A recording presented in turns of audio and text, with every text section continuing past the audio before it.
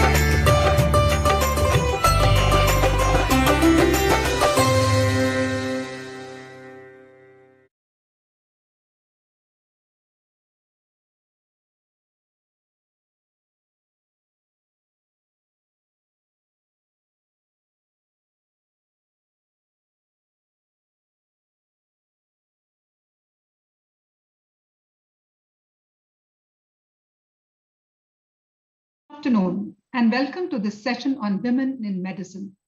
It's a saga of incredible women, and I'm sure this session is going to be very exciting. We have Kavery Nambisan and Kavitha Rao in this session, and moderating this session is Damodar Sridhar. Uma is an assistant professor at the Department of French and Francophone Studies, the English and Foreign Languages University, Hyderabad, since 2009. Before joining the EFL University, she worked as a teacher, translator, and deputy director of the Alliance Française of Hyderabad and has been teaching French for almost 3 decades now. Her areas of interest include methodology of teaching French as a foreign language, intercultural communication, and translation, in which she has several publications. Kavery Nambisan is a surgeon and a novelist. Most of her surgical career was spent in the rural areas of Bihar, Uttar Pradesh, Tamil Nadu, and Karnataka, which is, I think, mighty challenging. She has published children's books, essays, and 7 novels, including The Scent of Pepper, Mango-Colored Fish, The Story That Must Not Be Told, which were all shortlisted for major literary awards. A Luxury Called Health, A Doctor's Journey Through the Art, the Science, and the Trickery of Medicine is her latest nonfiction book released in December. She was an international writing fellow at the University of Iowa and a writer in residence at Shanghai. Our next speaker, Kavitha Rao, is a freelance journalist and writer.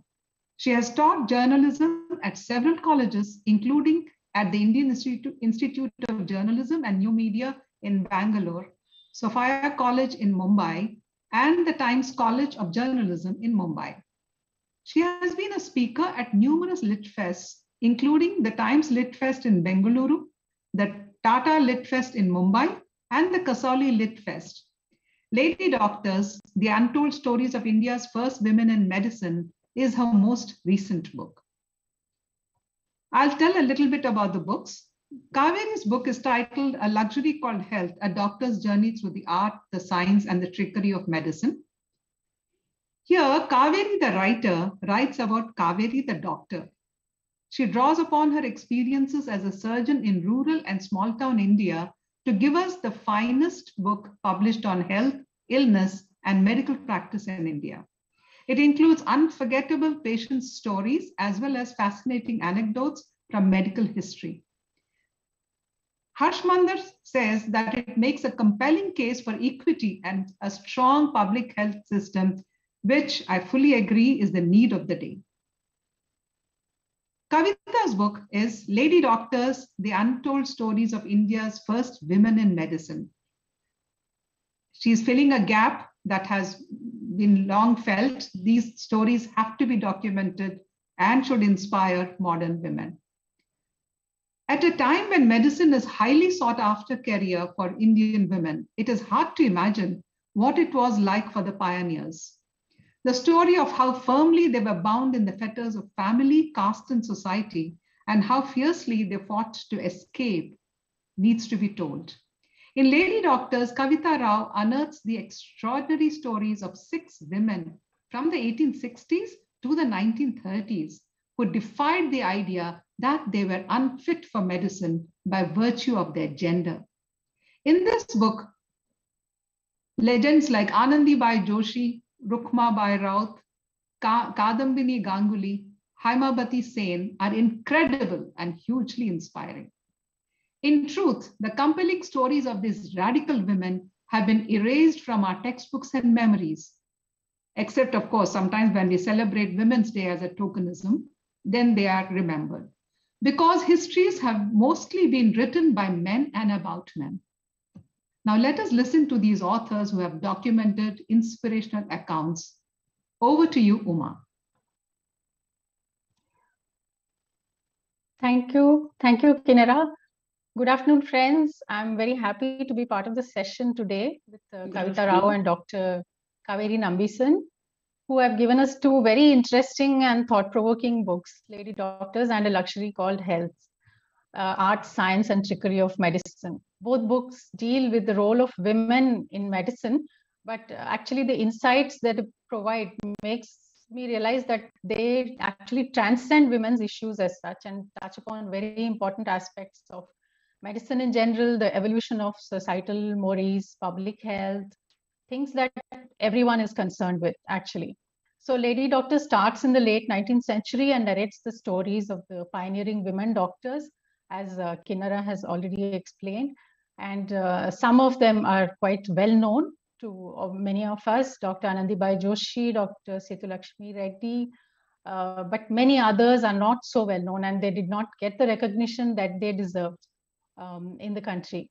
In fact, many of the rights that we enjoy today, such as girls' education, age of marriage, of men as well as women, even something which is so simple as going abroad for studies, higher studies, it was the result of hard battles which they fought, these few brave women who refused to accept the restrictions and unjust practices that society laid down for them. A luxury called Health, it seems to me, takes off where Lady Doctors ends. Through the experiences of one doctor, Dr. Kavery Nambisan, who describes with doses of humor and self-introspection the exciting life of a surgeon. At the same time, she raises a number of questions about our contemporary society and the state of urban healthcare systems. So both books complement each other quite harmoniously and they're equally engrossing reads. And the material they offered gives us so many points to ponder that without further ado, let's just jump right into them. So I will start with Kavitha. So what really stood out for me in Lady Doctors is that you have not just documented the journey of each of those women, but you have kind of fleshed out each character and the specific arc of their personal and professional development. And they are so different from one story to the other and so relatable to the reader. So can you tell us about what motivated you to write this book? What kind of research did you have to carry out? Was it archival? Did you speak to people? How did you put it all together? Right. So thanks for that introduction, Uma. So basically, I got the idea for this book from a Google Doodle. I was on Google and I saw that, Rukmabai Raut was featured as the Google Doodle of the day. And I had heard her name, but I didn't know much about her. So I started doing a bit of research and I realized, what a fascinating character she was. I mean, Rukmabai stood up to Tilak. She stood up to, the Hindu conservatives. She divorced her husband. She broke a child marriage and, she went abroad to study. She went to court to divorce her husband, which was like, the first time a Hindu woman had gone to court to divorce her husband.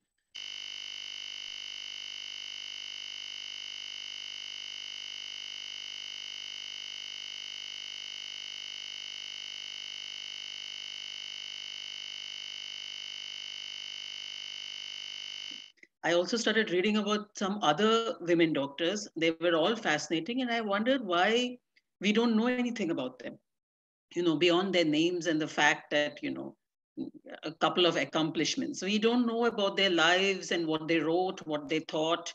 They are not in our museums. They are not in our textbooks. Then there are no roads named after them. There are no, medical colleges named after them. So I just thought I would do a bit of digging. Very challenging process, the research for this. And about halfway through, I nearly gave up and I said, it's just not enough to flesh out a book. And there have been some criticisms. Yesterday I had a review that, oh, we wanted more in-depth research, we wanted more scholarship, but it just doesn't exist, because these women in the 1860s, women did not write diaries and memoirs. They were, many of these women doctors were too busy, when they were not studying medicine, they were looking after their families and their, so they didn't write many memoirs. Muthulakshmi was an exception who did write 2 memoirs, and Hemabati, but most of them did not write many letters or memoirs that have survived. The other huge problem is that the libraries in India do not have many records. Most of the material for this is in libraries overseas, which is the problem with every book, historical book that you would write on India. So for part of this research of this book, there was also the pandemic hit, so all the libraries were closed. Anyway, these are all a lot of excuses. I solved these by, for part of the book, I appealed to a lot of friends overseas. I'm lucky that I have a lot of friends overseas who sent me material from libraries like the University of British Columbia and, various universities in the US. And then about halfway through the book, I had, a stroke of good luck. I got the chance to move to the UK. So the second half of the book was completed with some research from the British Museum in London. So, but it was a huge challenge because, and there are many gaps. We don't know, for instance, Kadambini Ganguly, she remains a very sort of, elusive character because there are no letters written by her survive. We have a lot of things written by other people about her, but nothing written by her survives. So we have no idea what she thought about anything. So did you sort of fill in, so did you sort of fill in any gaps, or did you try to stay true to the material which you found? Did you if you've read the book, I do fill in a lot of gaps, and that's a very good question because it's a very, it's a challenge for any writer. For instance, the last writer, Mary Poonan Locos, who practiced in the princely state of Travancore, again, she did a lot of things, but she did not write, her memoir stopped abruptly around the time that she got married, which is what happens with every woman. Around the time you got married, you have children, you stop doing anything. You stop kind of doing things for yourself. And this is what happened. She stopped writing her memoir. So I filled in the blank. I wanted to give a picture of what it was like to practice medicine in Travancore in that time, 1920s. So I had a memoir by a man called Theodore Somervell, a British missionary.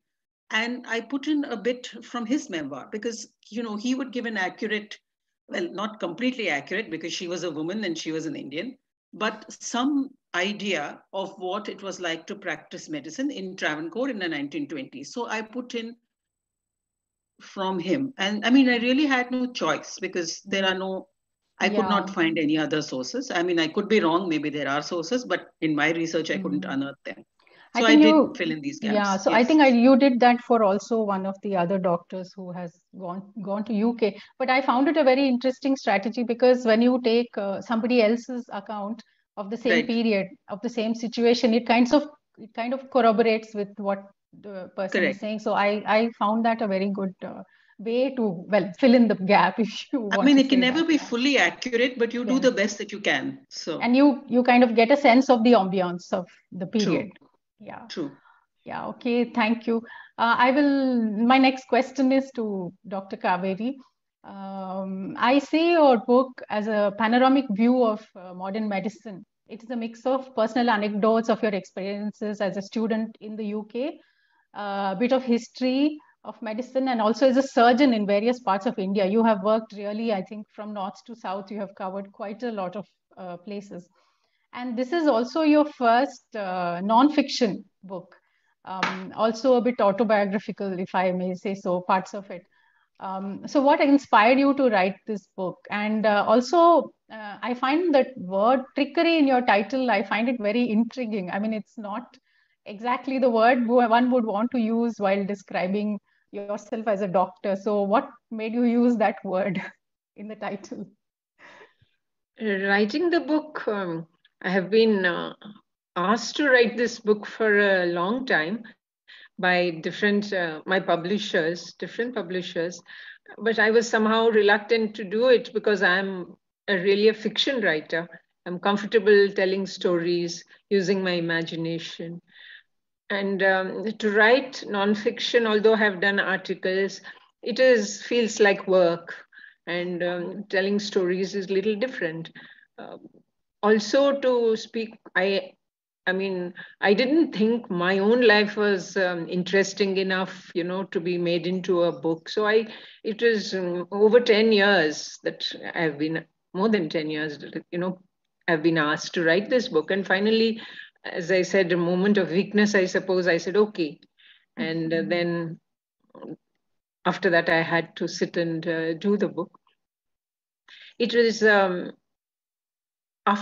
once I got into it, and also, at that time, my husband was alive, Vijay was there, and I talked about how I was supposed to go about, and he told me, just tell your story, just say it the way it is, and that's all you have to do. It's not so difficult. And I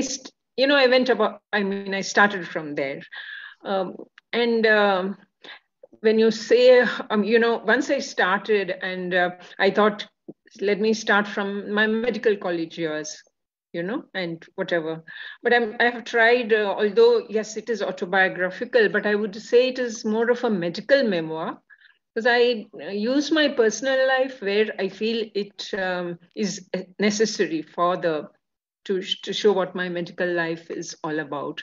And then while I was writing the book and reflecting upon it, I realized that I have one career, which is medicine, which is very important to me, and the other is writing, which is also very important to me. So besides that, I don't have anything interesting that I do or anything to say in a factual book, factually. And while writing, also I realized that I've been greatly influenced by these two things, by both my career as a doctor and by my, the writing that I do. Both of them have influenced me and each other, and those sort of got wrapped up, I suppose, in the book. The trickery that you ask me about is I haven't sort of talked about, okay, this is how doctors trick people or something, but I think as the story unfolds, you see a lot of corners, a lot of areas where we have to negotiate, and we have to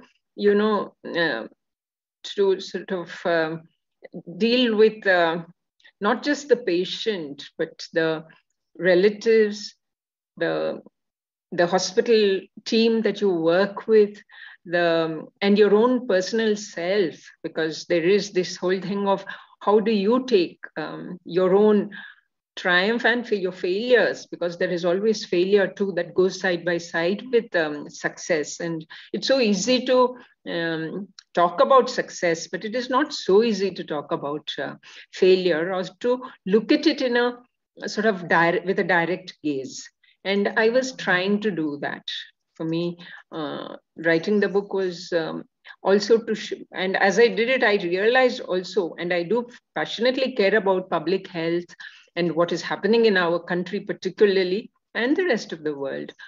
So I thought that if I go through my career, then I can also sort of cast my eyes over this and give my opinion, and whatever the flaws may be in my own opinion. But I thought it is important to say these things, mainly for discussion, to be able to talk about these things which are important, and they get sidelined.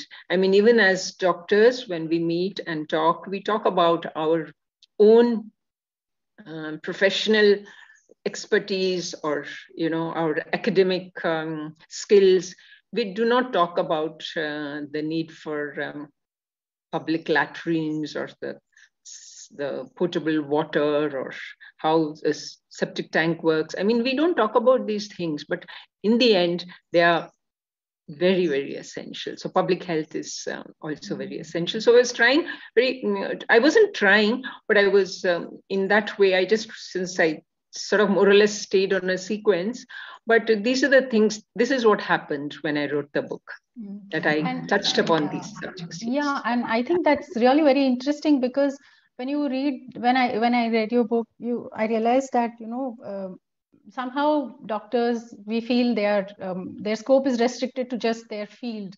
But as you say, every part of public health is important, should be important for a doctor, whether it's public latrines, as you say, or any other aspect. So I think that all-encompassing look which you have brought to the book is also really very interesting, and which I would like to come back to. Yeah.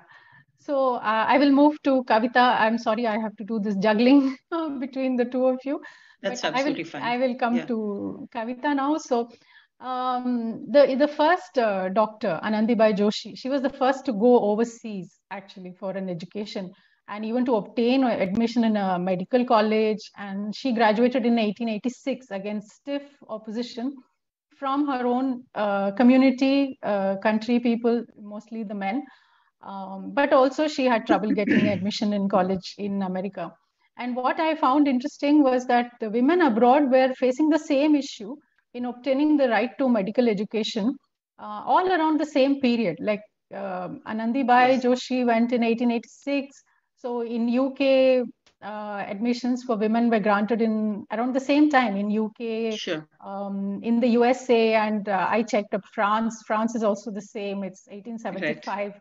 So basically, Indian women around jumped into the scene at the same time as in that same 30-40 period gap.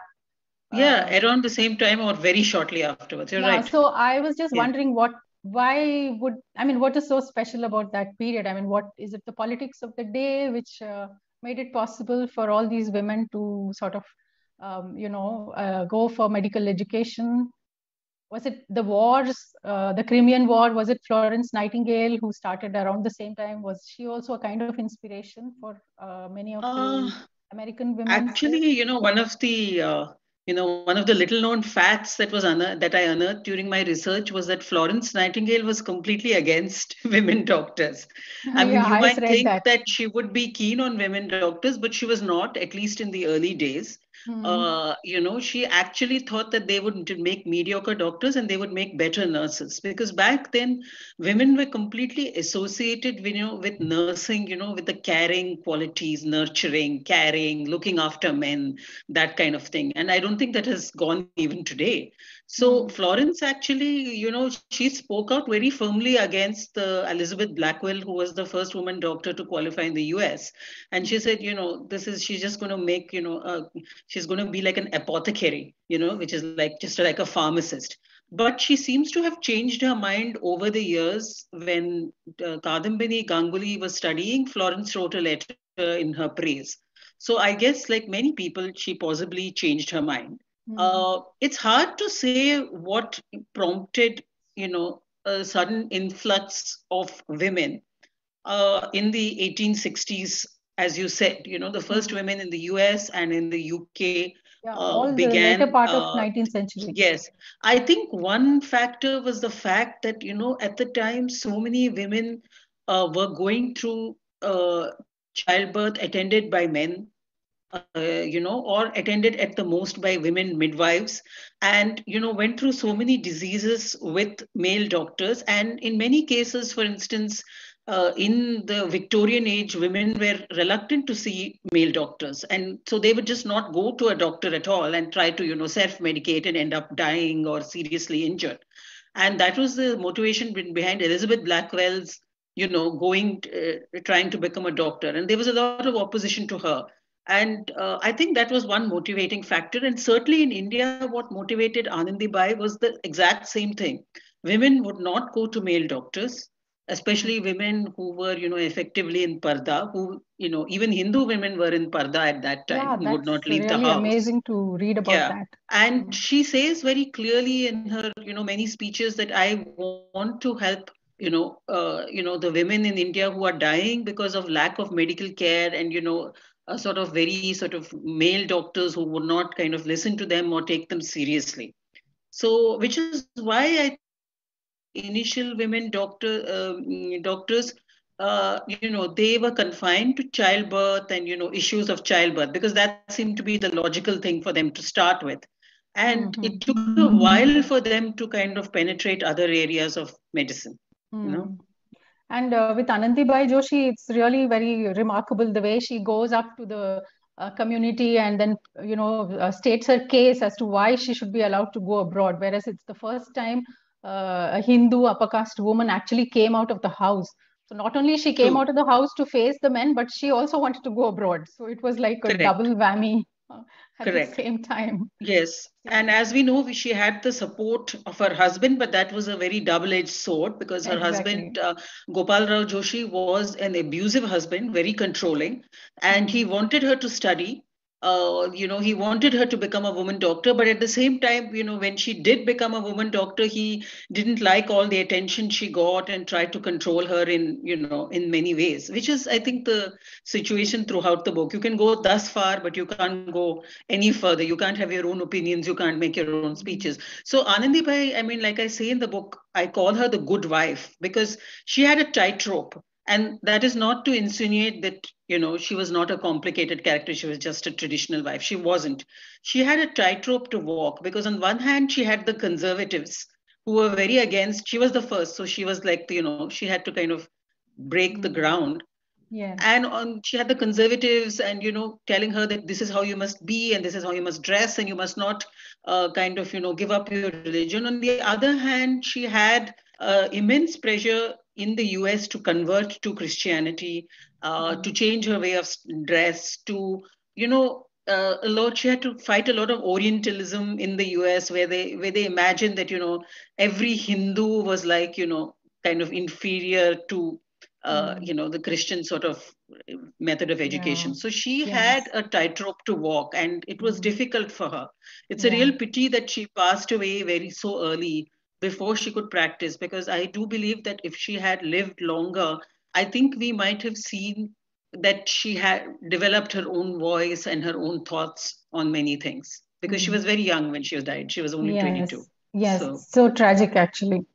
Yeah. Yes.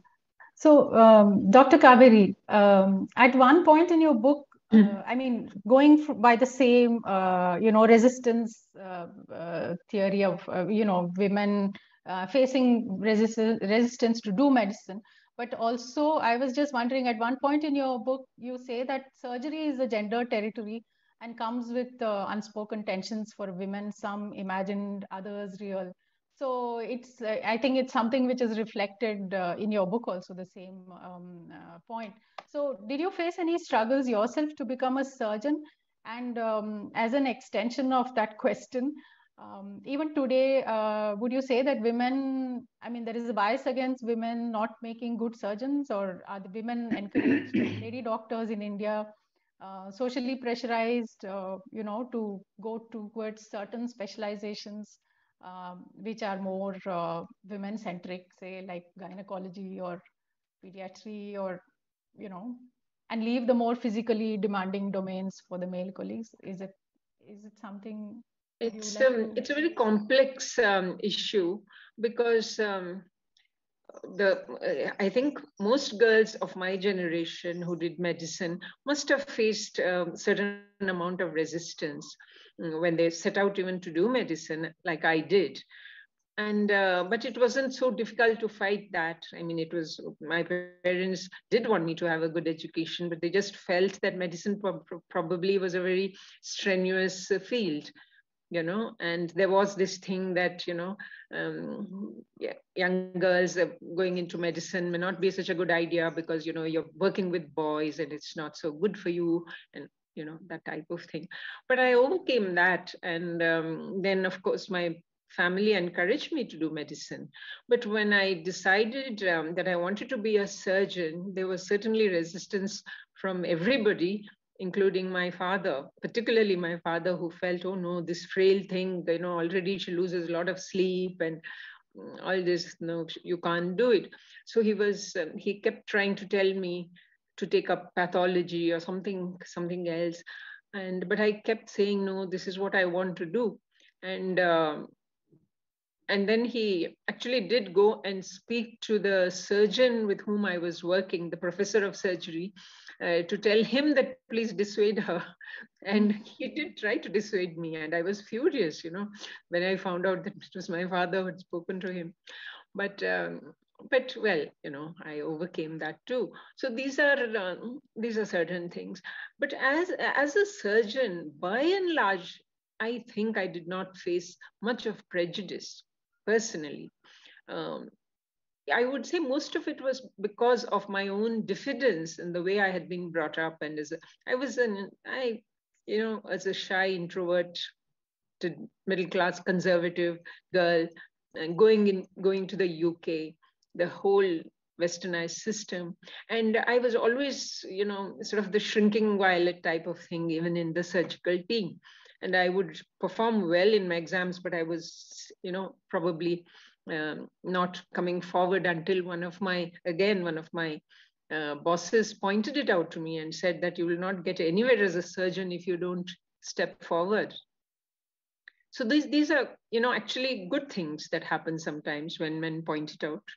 The gendered problems, it is there. There is a certain amount of sexism that you have to overcome, as any woman in any profession has to.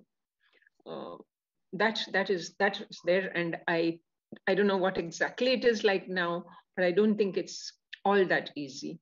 And strangely, when I worked in rural areas, particularly in Uttar Pradesh and in Bihar, which were really grim hinterlands of the country, especially in those days, I found that there was, except for in the initial stages when they wondered who's this young female who's going to be the surgeon. But once I had started doing my work and they saw the results, they were, there was never any prejudice. I was encouraged wholeheartedly, and patients came, and there was no question of male patients wouldn't come to me or only female. There was nothing like that. I did every type of surgery that I thought I could do, and I was competent enough to do. But strangely, when I came to the city, when I went to Madras and worked there for not a very long period, but there I faced the resistance. I had not one, but many instances where I was sort of more or less manipulated into seeing only women and operating on women and not on men. It was a strange feeling for me because I'd never thought of it that way. I was a general surgeon, and I did what I was capable of doing. It wasn't like men and women. So I found that very hard to take. And luckily that was short-lived, that part of my career. And then I could get back to where I was. But I do find, even now, I do hear of doctors, I do see how their it is not so much a prejudice only, but the pressure of, looking after your family, looking after kids, maybe your in-laws, the pressure from various sources which try to put you back, because surgery in its own way is theatrical, isn't it? It's a bit of a heroic thing, this person is a surgeon and all this. And a lot of perhaps, the males, they do not like it that a woman should come forward. And so most women who are surgeons also, they themselves tend to retreat a little bit and not come forward so much. I mean, it's difficult to explain it, but I know the feeling myself. I know how it is, that you don't want to be, too prominent. You feel because this is not necessary or this is not your business. I think it is still there, but we have lots and lots of young women going into surgery and doing well, which I'm really pleased about. I think with the more number of women stepping into the field, this will something which is going to probably sort itself out, hopefully. But I find it interesting about this because, again, it just kind of reflected a bit in Kavitha's book also, because you spoke about the Zanana hospitals which the British had started because women would refuse to go for treatment to male doctors. So, but you speak of it a bit critically as a kind of typecasting. Whereas I was just wondering, wasn't that the only way the women could have, actually got through to some kind of medical treatment in those days? So can you just explain that bit? Yeah, so I talk about that, I think, in my chapter on Kadambini Ganguly, where, this Dufferin Fund was kind of set up.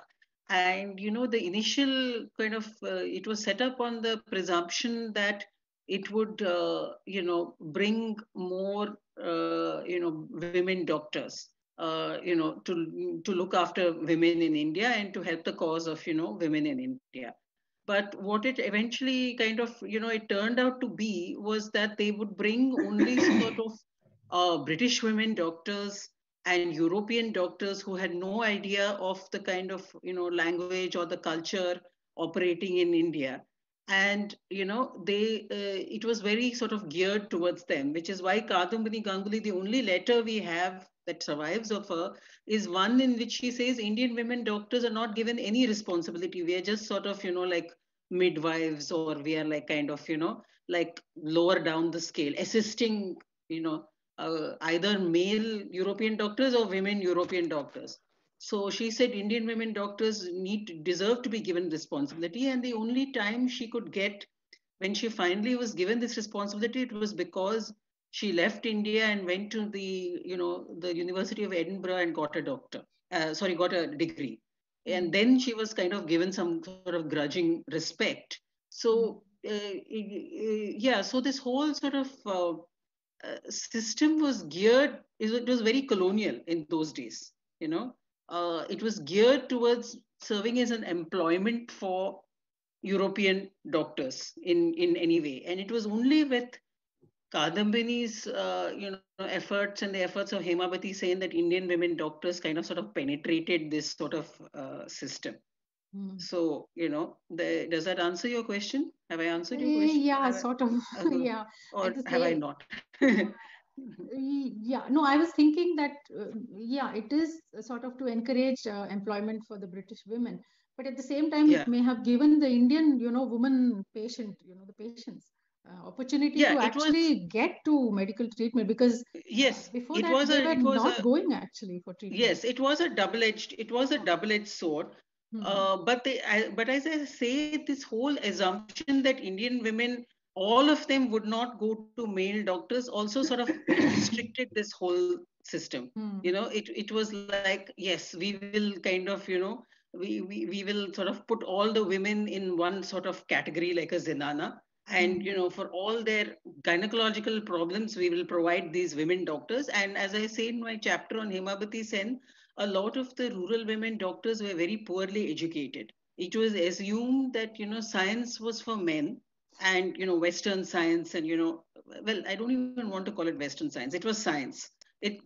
Science was for women, and, a bunch of like, native cures and traditional cures, which is not really proven, would be for the women.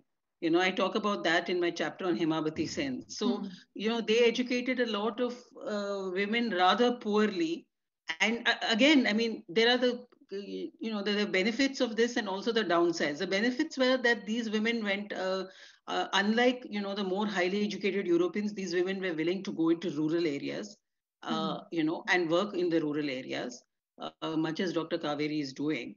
And they were able to reach, the hinterlands of India, and they helped there. But on the downside, a lot of these women were very poorly educated. I mean, you must remember that at that time, in the time that this book was written, women were not even taught science, in their undergraduate, or even in their, class 12. They were taught all kinds of other subjects, English, needlework, languages and stuff like that. Yeah, and suddenly then they would suddenly enter medical college with no science. with just a basic rudimentary English, maths, and, basic rudimentary science. So what happened was that many of them, like Hemabati Sen, were not really very well educated, and therefore were not given the sort of, surgery or anything very complicated.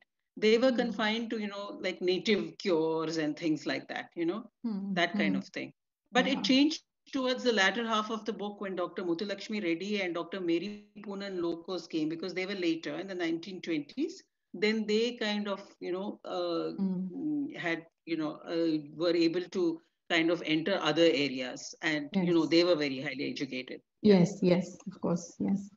So, Dr. Kavery, coming back to you, you really make an impassioned argument for an equitable public health system. And you write about how natural it was for, just a few decades ago for Indians to go to government hospitals for their all Indians actually, for their ailments. Whereas right now it's the last place one would actually go to if one could afford a private hospital. So, is it possible to have a social welfare system in a country like India? In fact, you said something very significant, which really struck me. You say that the private sector is more interested in curing illnesses that have already struck rather than preventing them. So, I found that really very profound as a statement. So, could you just elaborate on that and how whether a situation, this kind of situation can be rectified in India, where there is so much rampant privatization of hospitals and it's just increasing by the day? Yes. Firstly, right up till the late 70s or early 80s, we had government hospitals were the place we all went to. And I remember my uncle with a heart attack, seeing him in the government hospital where I was an intern. I remember when I suffered from jaundice, and we were in Delhi, and I was admitted in a government hospital. I was there for, I think, weeks and weeks. But the doctors were very good. I still remember the doctors. I remember their names. I remember them. And it was a severe case of jaundice, mine. But it was a government hospital, which was those days Lady Wellington. I don't know the new name. But those were well run. They were well maintained. And the healthcare was good. But over the years, although it was envisioned even before independence, that we should have a healthcare system which reached the remote villages. This was envisioned, and it had been put down. The way the whole thing of having a district hospital, public health centers, sub-centers, village healthcare workers, all this was already put down. And the early health ministers of the country did take a lot of trouble to make these happen. So what we have of the government hospitals, you see the big government hospitals in the cities, you see fairly good district hospitals, and you see this, that whole plan was set up very early. And the idea was to have a good, a public health care. But somehow it did not happen. As you say, that privatization crept in. And one of the reasons privatization came, I think, is also because in the government system, as it happened not only in health, but it happened in education, it happened, I'm sure, in all the other sectors, commerce and whatever, corruption set in.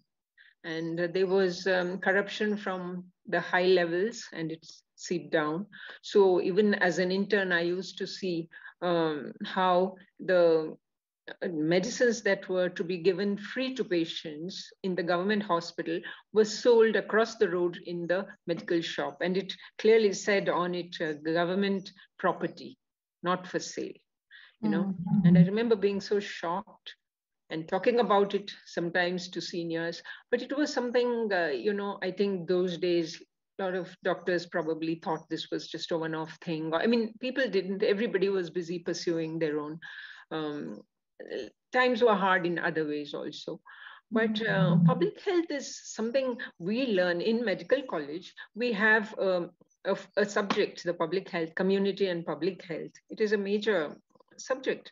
And we spend six months, studying it. And during our internship, we do 3 months of public health internship. That is, we go out to the villages and we do public health. And but somehow, even in those days, especially in those days, that stress was not there about the importance of public health. I mean, I thought it was such a dull subject. I mean, we all scoffed it and we didn't want to attend those lectures because they seemed so dull compared to all the other subjects. I'm sure our professor was very committed and he spoke to us, but we didn't. It didn't seep down. They didn't sustain it in the sense that they did not show us what was happening in the country. I think we were sort of stuck in our medical colleges and we did not know what was happening outside in the country. At least that was the way it was for me. I did not, I knew about the poverty. I knew, I saw it every day, but I didn't connect public health and the importance of public health with what I was doing. I was going to do this. So I think all of us went that way, except very few committed doctors, even from my own, batch of medical students, my own very good friend, who decided to do community health. So those people have sustained this thing of public health, and we still have some very, very good public health doctors who are speaking out, who are writing, and who have motivated other doctors. But it is simply not enough.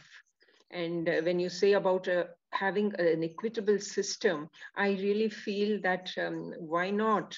I mean, the National Health Service in the UK, which many people like to be critical about right now because there is a lot of privatization. Yes, I know.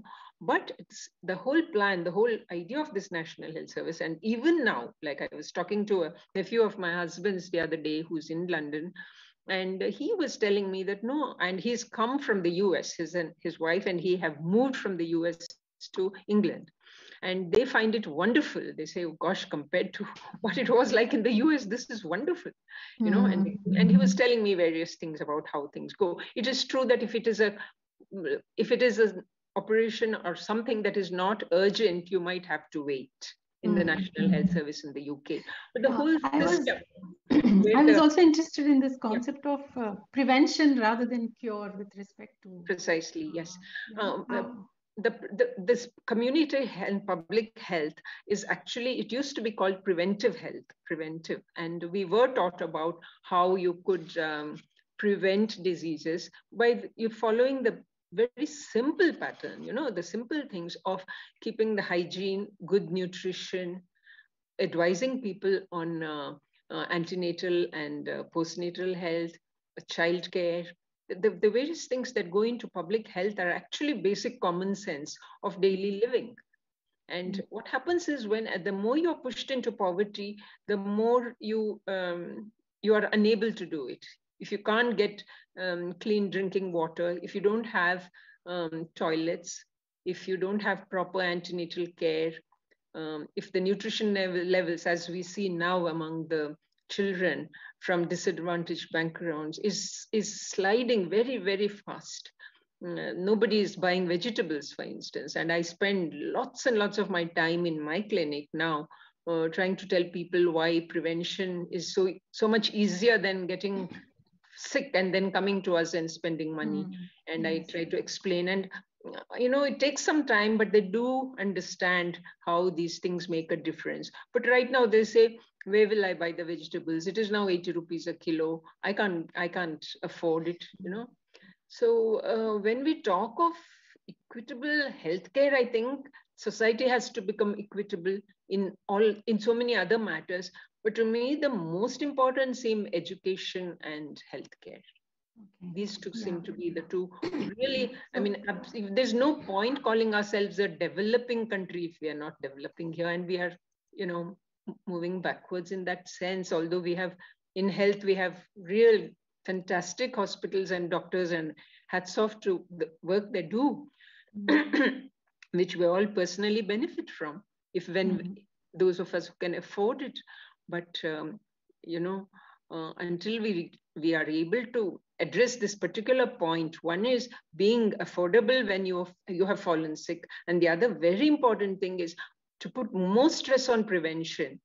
Because once it is ingrained into you, I think as a medical student, I think doctors would understand, follow it up better. But I found with patients, they do follow it. They do follow once you tell them over a period of time. So it's actually a whole new way to conceptualize the hospital also, maybe, on how you offer basic medical attention to the patients. Maybe that also has to be looked into. Yeah. Kinara, you're back. So do we have time for one more question, or shall we? No, I think we are reaching the end of the session. So yeah. So I must tell everybody who's listening that there are so many more interesting things which we could have discussed given more time. Dr. Kavery talks about very exciting experiences in Bihar involving gangsters and gunshot wounds. And this is something you really must, read through when you get a copy of the book. Same case with Kavitha. There are some very, very interesting people. Dr. Mary Lucas, like she said, who has literally revamped or rather was responsible for setting up the Kerala healthcare system, if I'm not mistaken. Yeah. And so many other very, very interesting women she has spoken about. So yeah, thanks a lot for sharing your time with us. And I really enjoyed discussing your books with you. Thank you. Should we hold up our books? Thank you, Uma. Since we have yes, them? I think you should hold up the books. Yes, you should hold up the books. We should now. hold up our books, right? So that sorry, everybody... I forgot that when I introduced you. Yes. Yeah. So a little higher, Kaveri, so... a little high. Yeah. So these are the books. People, please get them. Engrossing, worthwhile reading, both of them. Yeah. Thank you. In fact, I came late, Uma, because there were so many kudos on the chat and no questions. Oh, so that's the reason I said, okay, let me give you the extra time. But I think I should read out some of these. Sridhar has said that, hi, nice to see you, Kaveri and Kavitha. Then Dr. Evita Fernandez. She says, I'm looking forward to this discussion. I enjoyed Kavitha Rao's book and have gifted it to many friends who in turn have done the same. Lovely. Thank you, HLF, for bringing these two authors on this platform. Evita, Sridhar says, Evita, I have also given Kavitha's book to friends. I am waiting to pick up my copy of Kaveri's from Akshara. Evita writes, Kaveri, a senior colleague from medical college, was respected and adored by all of us juniors. I have enjoyed her writings and continue to remain in awe of her. And it's not available on Amazon yet, your book. So 3-4 people have asked about the book. No, Amazon it's available on Amazon. Okay, okay. Then there's a Murali MS says, Lady Doctors by Kavitha is a book that makes a good gift to every girl student in India. If only to just show the hardships and societal norms women had to endure to simply get an education. To which I replied that it should be gifted to men also who need to understand how to support and respect women. Then Ratna Shekhar says that they did cover some of these doctors in their feature on Nari as pathbreakers. Then Evita said that, yes, I know that, but the book put the stories together. I must admit, I could not put it down. I felt my challenges of today are so insignificant in the face of what these women endured. Dr. Manjulika Vaz says, you have been very brave, Kaveri, to bear yourself and look at the lacunae beneath the white coat. Powerfully reflective and brutally honest. Evita says, I agree, Manjulika, and this is Kaveri, consistent in being the person she is, different from the rest as always. Her incredible compassion and her excellent surgical skills were used for rural India when she could have walked a different path. Okay. And Sridhar, responding to one of the some of the discussion in the session, says that even today, male doctors don't take women patients seriously. Okay. And Manjulika shares that she is doing a reflective writing event with their med students, and they have only 2 male participants. Okay. Sridhar says, such an interesting observation regarding the theatricality of surgery. And there's a bit of Ian McEwan's Saturday that kind of touches upon this aspect, she also says. And Amita says, heroic indeed for you to practice demanding profession and sort out life, which is as demanding, if not more. So, I think now the questions have come in the end. Meera Kasiraman says, Dr. Nambisan, I'm working on your story that must not be told for PhD. Would be great if you could share your mail ID. Question, medicine has impacted your writing. How has your literary exercise influenced medical practice? So there is a question, sorry. Yeah, I was, the first time I was asked this question, I was really taken aback because I usually get asked, how does your medical career influence your writing? So I have found that writing too influences medicine.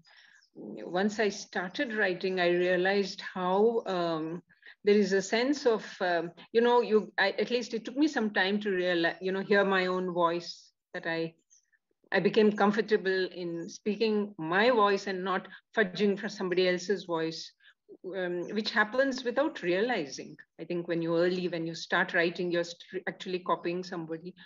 But once I had learned to do that, and that I was comfortable being myself. That's what I mean as a writer. And I found that definitely my medical career was influenced because I read a lot more. I read books critically, with a critical eye, and very, very slowly. So I do enter the lives of the characters I read about and what I read. So that certainly has helped me to understand my patients better, to understand myself better. Definitely. So I think the both of them influence each other. In fact, the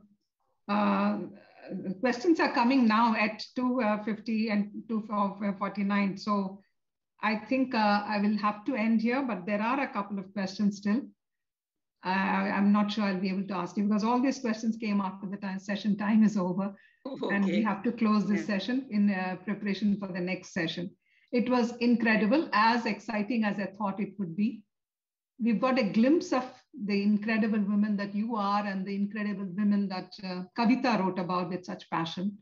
And we look forward to reading both your books and hope to gift them also to a lot of people. Uma, thank you so much. You conducted it beautifully, got a little bit from each other. I'm sorry I couldn't give you time for the Bihar gas gangs, but still, I think we left a little bit, suspense for the readers to go out and buy the book and read it. Yes, thank hopefully you very, the very readers much. are intrigued and they get the book. Yes. So thank you very, very much, all three of you, for making this such a wonderful afternoon and morning for you, Kavitha. Thank you very much. Thank you so much for having me. Thank you very much. Bye.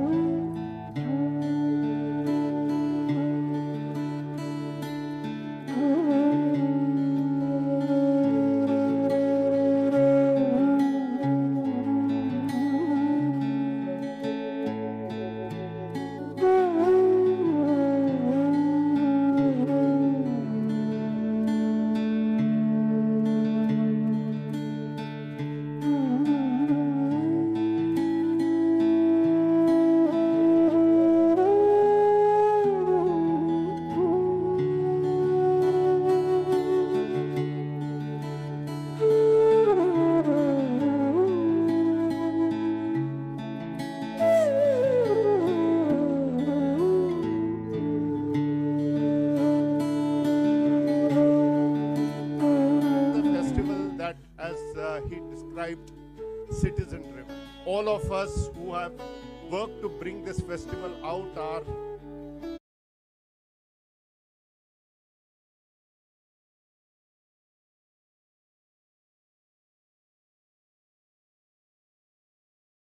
welcome to the second session after lunch. And for this session, I have pleasure in inviting two writers and our moderator. And I'll begin with the moderator first, Dr. Giridhar Rao. Everybody knows Giridhar, who has been anybody who has been to HLF knows Giridhar. He has been with us for a long time, as long as the HLF was around. And Giridhar Rao teaches in Bengaluru in the Azim Premji University. He teaches courses on language pedagogy, language politics, Esperanto, and science fiction. Thank you, Giri, for joining us this afternoon. And Giridhar will be in conversation with two wonderful authors, one from Sydney and the other from Indonesia. And the writer that I'm going to introduce now is Michelle Cahill. Michelle is really a true diasporic writer. She's a Goan Anglo-Indian poet of both fiction as well as poetry. She was born in Kenya, studied in the UK, and now lives in Sydney. She has received awards both for poetry and for her fiction. She has 3 collections of poetry, including Vishwarupa, from which she will be reading in a poetry session tomorrow. But in this session, we'll be discussing her forthcoming novel, Daisy and Wolf, which is coming out, I think, now. And thank you, Michelle, for joining us this afternoon in India, and probably late evening for you in Sydney. But thank you for, in a way, premiering this book at HLF for us. And ladies and gentlemen, Daisy and Wolf, the novel that we are going to discuss in this session, is a truly postmodern and post-colonial novel in which one marginalized woman finds strength to break free by releasing another fictional character from obscurity. The title brings together the character, Daisy Simmons, and the creator of the character, Virginia Woolf, in whose novel, Mrs. Dalloway, Daisy Simmons was a character who was to be married by another character called Peter Walsh. And from those pages of forgotten fictional history, Michelle brings this character to life. And this is really a very exciting way in which forgotten histories, forgotten characters are brought into limelight. Our second speaker this afternoon, ladies and gentlemen, is Nuril Basiri, who was born in Indonesia and raised in a very staunchly Islamic community. His writing spans tragic comedy and Bildungsroman, and one of the novels that we are going to discuss belongs to that coming of age genre. His novels revolve around loneliness, insecurity, friendship, and dysfunctional family, and LGBT issues. The novel that Nuril is sharing with us this afternoon is a novel titled Not a Virgin. This was published in 2019, which is about high schoolers studying and staying in an Islamic institution, but also working at the gay bar at the same time. It's a novel about friendship of misfits, with Jakarta's night and its religious extremism as the backdrop. And not unexpectedly, the book did not find a publisher in Indonesia because of its controversial theme for 7 years. Congratulations, Nuril, for finally finding a publisher who had the courage to publish this book. And so Nuril and Michelle, thank you very much for joining us this afternoon. And Giridhar, thank you once again for doing this session for us. And I now hand it over to the 3 of you, and I'll come back in about 35 minutes time with audience questions. Thank you very much, and over to you. Thank you, Vijay, and welcome Michelle and Nuril to India in a virtual way. Yeah, I'm so glad that we are able to meet, notwithstanding the distances and the pandemic.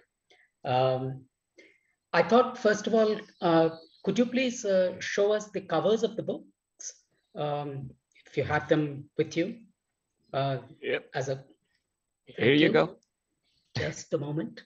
Hold them up. A little closer to the camera, perhaps, Nuril. Yeah. Oh, lovely. Lovely. Thank you so much. I just wanted to ask Michelle first and then Nuril, if you wanted to add something more to as biographical or autobiographical information to what Vijay has already said. Michelle? Thanks so much, Giridhar. It's really an honour to be here. I'm really grateful to be here and to be able to talk about Daisy and Wolf. It's very exciting. My background is that I'm of Eurasian background. On my father's side, Anglo-Indian, and on my mother's side, Goan. And it's, as you know, it's quite a minoritized that Christian sort of background. It's quite a minoritized background, and it is, you know, so many of us who have left India or who live in other countries, and that diasporic connection, to be able to connect to a festival such as this, it's a wonderful and welcoming gesture, and I've experienced that, I think, quite a lot. I feel very supported by the Indian literary industry in general over the years, so I'm really happy for this. So Daisy and Wolf, as Vijay was saying, it takes the story of a Eurasian woman in Mrs. Dalloway, Virginia Woolf's novel. And when I found that she was there and she was present and sort of buried in this stream of consciousness writing, which is, you know, so elaborate in a way, and it was difficult to actually, I think a lot of people don't even realize that she's there, basically. And then I started to look at every reference of her in there, and every time she was referenced, she was described as very dark. And so that was really like interesting to me. I thought, how is it that this Indian woman in this novel has not been recognized, and where is her story, and why has 100 years of research on Virginia Woolf and on modernism and so forth, why is it that it has resisted exploring Daisy's presence in the novel, Daisy's fictional destiny, and so forth, questions such as that. So that became, and of course for me it was, you know, to find an Anglo-Indian Eurasian character. Peter Walsh is recognised as Anglo-Indian in the novel, but the only research reference I could find for Daisy described her as the English woman, yet Virginia Woolf in every case references her as the very dark woman. So, and also just the way that she's described as well picks up on many of the stereotypes which have characterized Anglo-Indian characters, Eurasian characters, the reductive stereotypes in literature, in Indian literature, and in colonial imperial Raj literature, dating from, I think, like, you know, mid 1850s onwards. It sort of started some research for me, and so there was so much to write about. So that's the story I've taken, Daisy's story, and given her, expanded her life and given her a journey, given her courage and given her a stream of consciousness, actually. And I have also a contemporary narrator who's telling this story, who is of mixed ancestry, and who's travelling from Australia, living in London, and also travelling to India to try to write this character. And just the story sort of takes up the tensions that writing this story provokes for her. So that's kind of, I don't want to give it all away because I'm hoping that you guys will read it. I really hope readers will embrace it and read it, and that I do also hope that it reaches beyond Australian shores, and that this story can reach other readers and ask the question, why is it that, you know, so much research, so much wolf-based research has had blinkers on and failed to recognise and or failed to want to, you know, there's no intention, there's no desire to look at the presence of India in this novel. Why has it been so skewered? And it's not just this novel. I suppose that's the point of this, of what I've been, my work, what I've been doing. It isn't just this novel. I think this is the this is sort of just very characteristic of the dominance of white writing and white feminism as well. It raises so many issues about feminism, about who is allowed to tell particular stories and who gets left out of stories. And I think that probably speaks to the theme of this discussion that we're having. Yeah. Thank you. Sorry, I have thought you'd say a couple of words more to what Vijay would say, and then I'd ask Nuril to do the same thing, but that's okay. The conversation launched into a discussion of that. That's fine. Nuril, would you like to add something to what Vijay has said about you, and then maybe present your book as well? Yes. First of all, thank you for having me. It's been an honor for me to be in this literary event. And my name is Nuril Basiri. I live in Indonesia. I come from a very small village in Tangerang in West Java. I think everything about me is already summed up by Vijay quite perfectly. I was not coming from a family that is actually quite literate. You know, my mom was a farmer and my dad was a janitor. So I was not introduced to any kind of reading, let alone writing. So this is something that I figured out along the way. I didn't know that what is it to be a writer, you know. Even until today, my mom still asking like, what actually are you doing? Something like that. But I think at some point in my life when I was a kid, I wanted to reinvent myself.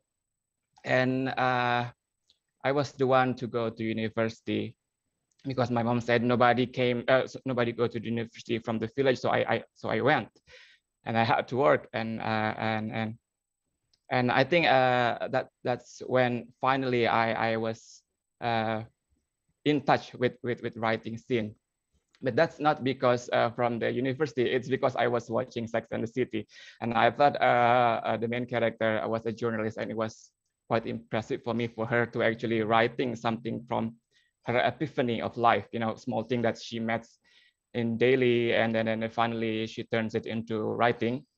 And I think I find it extremely fascinating, and that's what drawn me into writing at the first place. And I've only been a full-time writer this past 4 years, and before that I was working as a waiter in a cruise ship. I have changed my job many times, and including as a internet cafe operator, in which I think how the story of Not a Virgin is actually started. That time when I was working, well, I started working on the story in 2010, and that time I was working in the internet cafe somewhere in Tangerang, and then the building next to mine was actually a beauty salon in which transgender and transsexual were working there. And then each time I have a break time, I would go there to visit them, just to chat with them, and then they would come to me with such a very interesting stories about their daily lives. And then I think how the story of Not a Virgin actually came about is a lot of things that it bumped into me during those years of 2008 and 2010. I finished writing the story in 2011, and I tried to offer it to Indonesian publisher, but I didn't find any who has the courage to publish it, because that time the extremists from the Islam religion is quite on the highlights, and that they're doing some things that hurt people. And then because the theme of the book is quite controversial, it's students who are actually studying in the pesantren to study Islam, but at the same time, it's actually working in a gay bar, is something edgy, and I think it would spark a lot of it would I think maybe interest that extremists. So no publishers want to publish that, but luckily I found a publisher in Malaysia who was willing to translate it into Malaysian language first. So it was published in Malaysian first, and then it was picked up by an American man who translated into English. And in 2019, it was published in the UK. And here I am with you. I think that's all. Thank you. Yeah, that's great. Yeah, what a journey. I wanted to open it up first for us to chat about various aspects. And I was wondering about the title of our session, Voices from the Margins. And I was wondering, Michelle, in what sense do you see your own life as a voice from the margins? Is there a sense in which India is one kind of reference point, perhaps Kenya is another, and you have a series of dislocations in your own, or relocations perhaps in your own life. I was wondering if that sense of being on the margins of many places has generally played a role in your writings.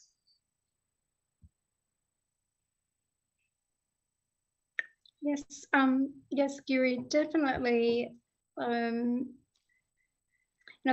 Where does one belong to, and the loss. There's in my writing, I think I've explored a lot the grief and loss of culture, and especially of language. These were things when I was growing up as a child, I was challenging, like my father, but I didn't understand. I didn't actually understand, for example, why he would have left India. I didn't understand fully. There's an incredible sense of, yes, it's not belonging. And I think as such a sort of small minority as well, my task as a writer has actually been to find out, to work out through all sorts of tropes, whether it be poetry or whether it's criticism or fiction, how do you tell the minority story? Because it is incredibly hard to do so for not just for the gaps that happen in memory and the losses of language and so forth and culture and the dislocation.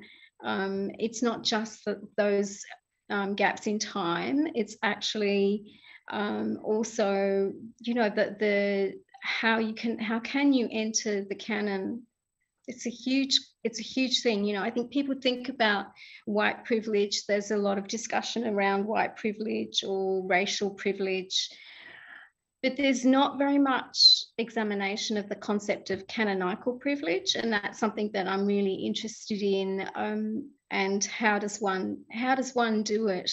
That's been really, it's really kind of been a major driving energy, I think.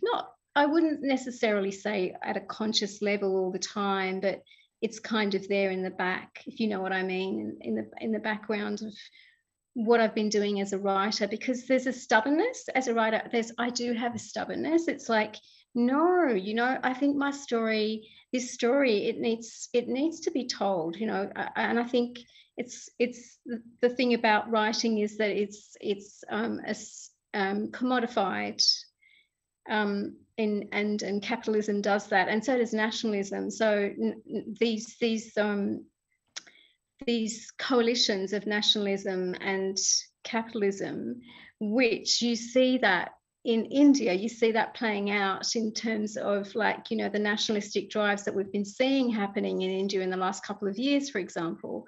And we see that, you know, in Australia, in a country like Australia, really it will end up, and in a country like Indonesia as well, and it really will end up excluding certain narratives which our literature is the poorer for, because, you know, we just are having a plethora of the same kinds of narratives. And so my task as a writer and also as an editor is often, you know, I'm interested in the more nuanced narrative, you know, the narrative which is the narrative of the minority, because that one hasn't been told. We just don't hear it.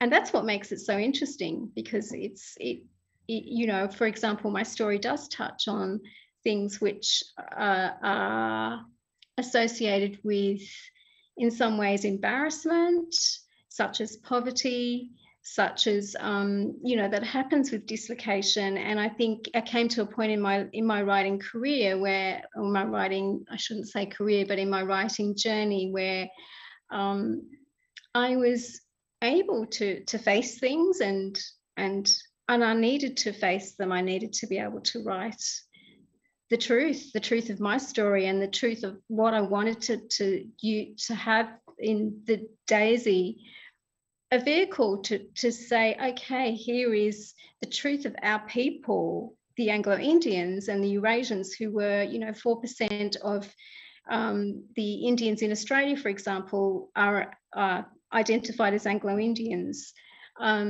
And, you know, even that term is a very slippery term, as you know, because, you know, initially, you know, that term was identified as, you know, if your father was of English, born in, you know, of English background, had an English ancestor, and then it's kind of been changed as well. So this also points to so many cultural conflicts, and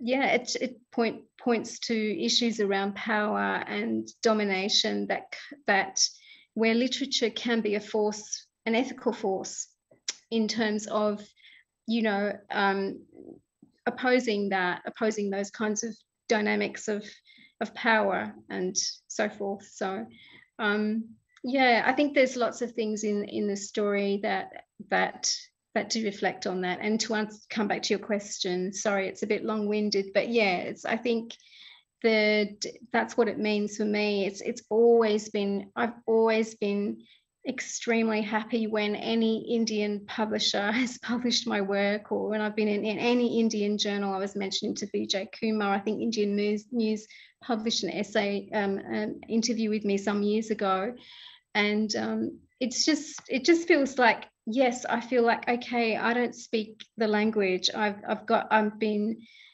you know, I've had this English language imposed upon me, but that does not mean that I don't experience the grief of that. And that also does not mean that India cannot, you know, that I'm excluded from Indian culture. There are so many, the culture is enhanced and enriched by the more inclusive it is. Yeah, it was striking on your website, the way you speak about missing India. Every day you have a sense of not being in India. We'll come back to that. And I had another follow-up question on language and erasure. But before that, I want to ask Nuril about a similar theme of being on the margins. You yourself have never lived elsewhere, have you, Nuril? Have you lived in other parts of the world as well, apart from Indonesia? I think only for the residency, which only took for like several months and not for long. Yeah. But if I had to say something about the writing from the margin, I sometimes don't see myself as writing from the margin, because it is quite contradiction to my impulse of writing, and I want people to see me as a conduit, as a vessel where the story comes and the product came out. And you know, when I start to label myself from the margin, actually, and then it will actually limit my creativity. And it's like, you know, doing self-censored even before it is published, or even before I start writing something. And or maybe if I know that my position was actually in the margin, I'm going to try to flourish or give light to certain topics in which I don't want it to happen, because, you know, I might unconsciously to consider myself as a token myself. And I think it makes my writing is not as organic as I want it to be, in which my motivation in writing never comes from that kind of thing. Although, you know, although writing is always political in a sense, but you know, I don't know, that's another part of me just didn't feel that way. But I think that's quite idealistic in a sense, and maybe quite naive, because I'm after all, you know, I see the bigger picture, and you know, I don't want that actually certain race is painting the whole story with the same stories, you know. So, and looking back at myself, you know, I am actually from third world country, and I identified as queer, and I'm a Muslim, and I'm underprivileged. I think my story matters, you know, and it gives some kind of representation. But this kind of things only happen after the product is finished. So before the product, before I started writing, that kind of thing, you know, I just left behind. I think that's all. Yeah, fascinating. Yeah, absolutely. And the idea and the thematics of that obviously plays out in the novel itself. Most prominently for me, as someone interested in language, in the entire gay speak of the novel. In fact, unusually enough, this novel has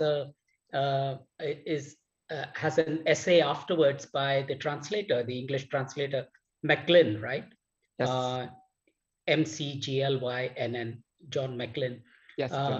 And that essay is about the act of translating gay speak, the language, the argot as he calls it, of the gay community in Indonesia into English, and how simply using the English available English vocabulary was not enough, because this was in some ways the Indonesian vocabulary or discourse, or argot as he calls it, was more creative, or creative in a different way. Can you say a little more about that? That sounded really fascinating to me.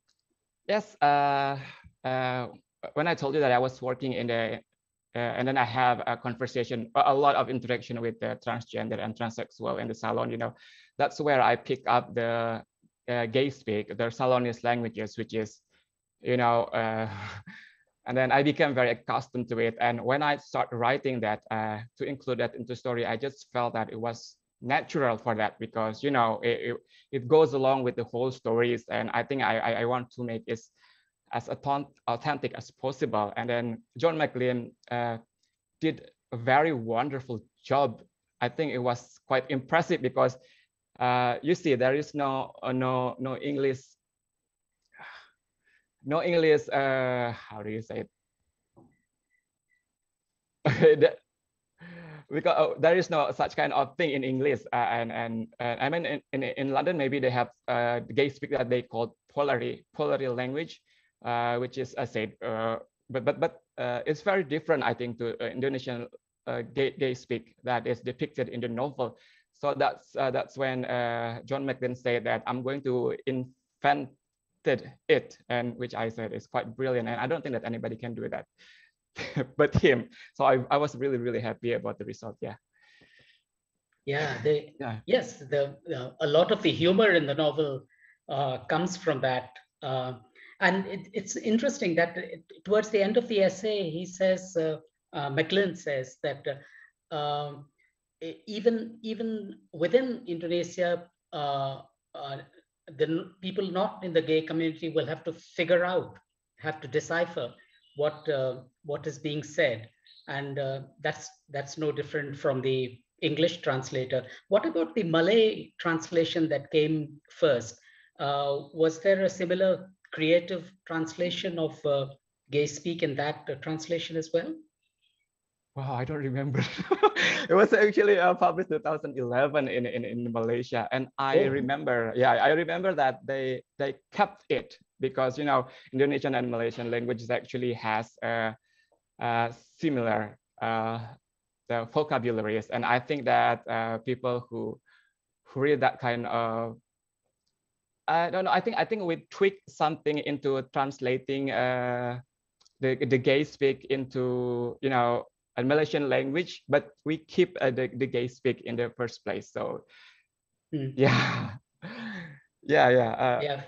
fascinating. Yeah, the thing is that the language itself is evolving from time to time. So the thing that we said in 2010 is very different from the thing that we said now, because I don't know.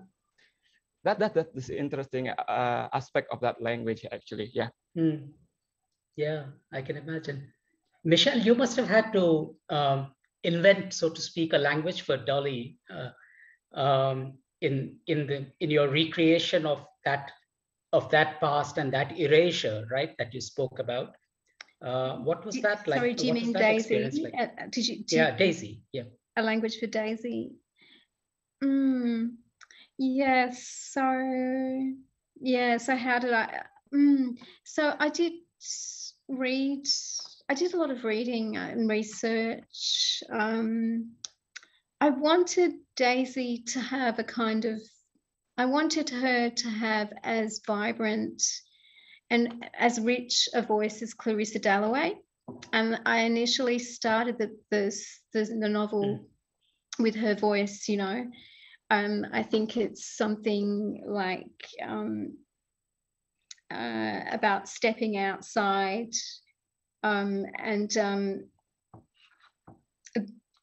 stepping outside and the crows in Calcutta. I stepped out today into the dark leafy street. It was before dawn, but I was not able to sleep for thoughts of swallows and redwood, the raked meadows and tall hedges which you have described to me with such fondness. So it's epistolary. She's writing a letter. So there's a series of letters and diaries. That was the writing becomes, I suppose, I wanted to give her agency in a way. And the interesting thing is that in Mrs. Dalloway, even the poor white characters seem to have more connections with other characters in the novel than Daisy does. She's so isolated. We never see her she'll never see her in her home. We never see her with other people. And there's a suggestion in the way that she's described that there's a suggestion of her being morally loose as well, in a way. There's a sort of, so this is very interesting, and I think it kind of reflected a lot of that kind of the stereotypical kind of ways that Eurasian women were described in literature. So whether it be like newspapers, periodicals, or novels of the time. So I wanted to give her that richness, and I guess it just kind of moved from there. It sort of, I gave her a journey, and in that journey, like moving from India to London, having agency, making a decision. She has 2 children, making a decision to take one child, not the other child, and what does that do, and the consequences of that. So in doing that I suppose it was more of an imaginative harnessing and giving her that sort of language of that is in the one hand about the journey and what she's learning, but also in some ways as well as sort of there are abstractions that she's starting to work out a different ethics and opening her whole vision, like moving from the domestic. Yeah, please go ahead. Beg your pardon. Yeah, so quite different to what Nuril was doing. Obviously, like I am restricted to English in this book, but I think it's I'm giving this Eurasian character, this Anglo-Indian character, a platform that perhaps no other Anglo-Indian character may have in literature. That's what I would say. Like to me, when I realized, hey, Peter Walsh is Anglo-Indian, how many Anglo-Indian characters are there in literature? This is the book for me. This is the book I need to actually take in expand in a metafictional way. But I think it's not just a metafictional gesture. I think I was also interested in the autofictional as well. So I feel like, you know, wanted to not just sort of stay in that metafictional thing that was done, you know, 50 years ago or whatever. Like I wanted to push the boundaries a bit more. So yeah, I must say, I feel as if a structure kind of emerged for me, and that was very helpful because I had a sense of what I was doing fairly early on, even though there was a lot to do. There was a lot of work to do, but I had a sense of a much more of a sense than I have with previous prose fiction that I've written. So that was a nice thing. It probably doesn't, you know, it was just one of those things that it did sort of work out that way, although there was a lot of revisions on it. So initially it was like Daisy's story and then Mina's story, and then the publishers wanted me to kind of intersperse them. So it's moving in time as well from 1926 to 2017. Yeah. Yeah, fascinating.